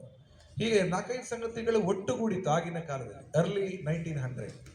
ಸೊ ದೇವರ ದಯೆಯಿಂದ ವಂದೇ ಮಾತರಂ ಮತ್ತೆ ವಾಪಸ್ ಬಂದಿದೆ. ಬಂದ ಶಕ್ತಿನೋ ಗೊತ್ತಿಲ್ಲ, ಬಂಗಾಳದಲ್ಲೂ ಮತ್ತೆ ಥಿಂಗ್ಸ್ ಹ್ಯಾವ್ ಚೇಂಜ್, ನಿಮ್ಮೆಲ್ಲ ಗೊತ್ತೇ ಇದೆ. ಹೋಪ್ ಫಾರ್ ದಿ ಬೆಟರ್, ನೋಡೋಣ, ಚೆನ್ನಾಗಾಗ್ಲಿ. ನಾಳೆಗಳು ನಮ್ಮದೆನಿಸಿದೆ ಅಂತ ಹಾಡೇ ಇದೆ, ಗೆಲುವುದನ್ನು ಗುಡುಗುಡುಗಿ ಸೋಲು ಸೊಲ್ಲಡಗಿ ನಾಳೆಗಳು ನಮ್ಮದೆನಿಸಿದೆ. ಅಂದ್ರೆ ಯಾವುದು ಸತ್ಯ ಇದೆ ಅದಕ್ಕೆ ಸೂಕ್ತವಾದಂತಹ ಸ್ಥಾನ ಸಿಗ್ಬೇಕು. ಹಾಗಾಗಿ ವಂದೇ ಮಾತರಮಿಗೆ ಆ ಸ್ಥಾನ ಸಿಕ್ಕಿದೆ. ಎಲ್ಲರಿಗೂ ವಂದೇ ಮಾತರಂ ಕಲಿಸಿ ಕೊಡಬೇಕಾದ್ದು ನಮ್ಮ ಕರ್ತವ್ಯ ಕೂಡ ಹೌದು. ಹಾಗೆ ವಂದೇ ಮಾತರಂ ಫುಲ್ ಏನಿದೆ ಅದರ ಒಂದು ಟೆಕ್ಸ್ಟ್ ಇರುವಂತಹ ಒಂದು ಮುದ್ರಿಕೆ ನಮ್ಮ ಮನೆಯಲ್ಲಿ ಇದ್ರೆ ಒಳ್ಳೇದು, ನಮ್ಮ ಮಕ್ಕಳಿಗೆ ಹೇಳಿದ್ರೆ ಒಳ್ಳೇದು. ನಮ್ಮ ಮೊಬೈಲಲ್ಲಿ ಒಂದು Vande Mataram song any time ಯಾರಾದ್ರೂ ಕೇಳಿದ್ರೆ ಕೇಳಪ್ಪ ಅಂತ ಕೇಳೋದಕ್ಕೆ ಇದ್ರೆ ಒಳ್ಳೇದು. ಆ ರೀತಿಯಲ್ಲಿ ವಂದೇ ಮಾತರಮನ್ನ ಯಾವುದು ಈಗಿನ ಜನರೇಷನ್ಗೆ ಮರ್ತು ಹೋಗಿದೆ, ಸ್ವಲ್ಪ ನೆನ್ಪು ಮಾಡ್ಕೊಡೋದು. ಒಮ್ಮೆ ಅವ್ರಿಗೆ ಹೇಳ್ಕೊಟ್ರೆ ಅದಾಗತ್ತೆ. 97ನೇ ಇಸ್ವಿನಲ್ಲಿ ಭಾರತದ ಸ್ವಾತಂತ್ರ್ಯಕ್ಕೆ 50ನೇ ವರ್ಷ ಆದಾಗ 47 to 97 AR ರೆಹಮಾನ್ ಅವರೊಂದು ಆಲ್ಬಮ್ ತಂದ್ರು, ವಂದೇ ಮಾತರಂ. ಆಗಿನ ಕಾಲೇಜ್ ಸ್ಟೂಡೆಂಟ್ಗಳ ಮಧ್ಯೆ ಬಹಳ ಹಿಟ್ ಆಯ್ತು ವಂದೇ ಮಾತರಂ. ಯಾವ ಕಾಲೇಜಿಗೆ ಹೋದ್ರು, ಸ್ಕೂಲಿಗೆ ಹೋದ್ರು, ಒಂದು ಗ್ರೂಪ್ ಸಾಂಗ್ ವಂದೇ ಮಾತರಂ ಮೇಲೆ ಇತ್ತು. ಅದೆಲ್ಲ ನೋಡಿರ್ಬೋದು ಅನೇಕ ಕಡೆಗಳಲ್ಲಿ.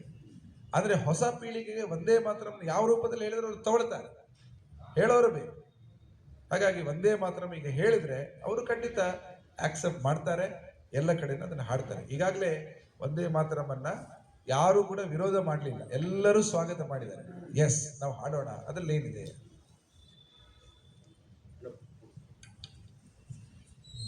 ಕಾರ್ಯಕ್ರಮದ ಕೊನೆಯ ಹಂತಕ್ಕೆ ನಾವೀಗ ಬಂದಿದ್ದೀವಿ. ಎಲ್ಲ ಪ್ರಶ್ನೆಗಳು ಮುಗಿದಿದೆ ಅನ್ಕೊಳ್ತೀನಿ. ಸವಿಸ್ತಾರವಾಗಿ ನಮಗೆ ವಂದೇ ಮಾತರಂ ಮೊನ್ನೆ ನಡೆದಂತಹ ಒಂದು ಕೇರಳದ ಘಟನೆಯಿಂದ ಆರಂಭಿಸಿ ಹೇಗೆ ವಂದೇ ಮಾತರಂ ವಿಭಜನೆಯಿಂದ ನಮ್ಮ ದೇಶ ವಿಭಜನೆವರೆಗೂ ಹೋಯಿತು, ಮತ್ತೆ ಈಗ ಹೇಗೆ ವಂದೇ ಮಾತರಂ ತನ್ನ ಒಂದು ಅಸ್ತಿತ್ವವನ್ನು ಮತ್ತೆ ಕಂಡುಕೊಳ್ತಾ ಇದೆ ಅನ್ನೋಂಥ ವಿಷಯದವರೆಗೂ ನಮಗೆ ಸವಿಸ್ತಾರವಾಗಿ ತಿಳಿಸಿಕೊಟ್ಟಂತಹ ಶ್ರೀ ರಾಜೇಶ್ ಪದ್ಮಾರ್ ಅವರಿಗೆ ಒಂದು ನೆನಪಿನ ಕಾಣಿಕೆಯನ್ನು ಶ್ರೀ ಶಿವಲಿಂಗಯ್ಯಜಿ ಕೊಡಬೇಕಾಗಿ ಕೇಳ್ಕೊಳ್ತೀವಿ.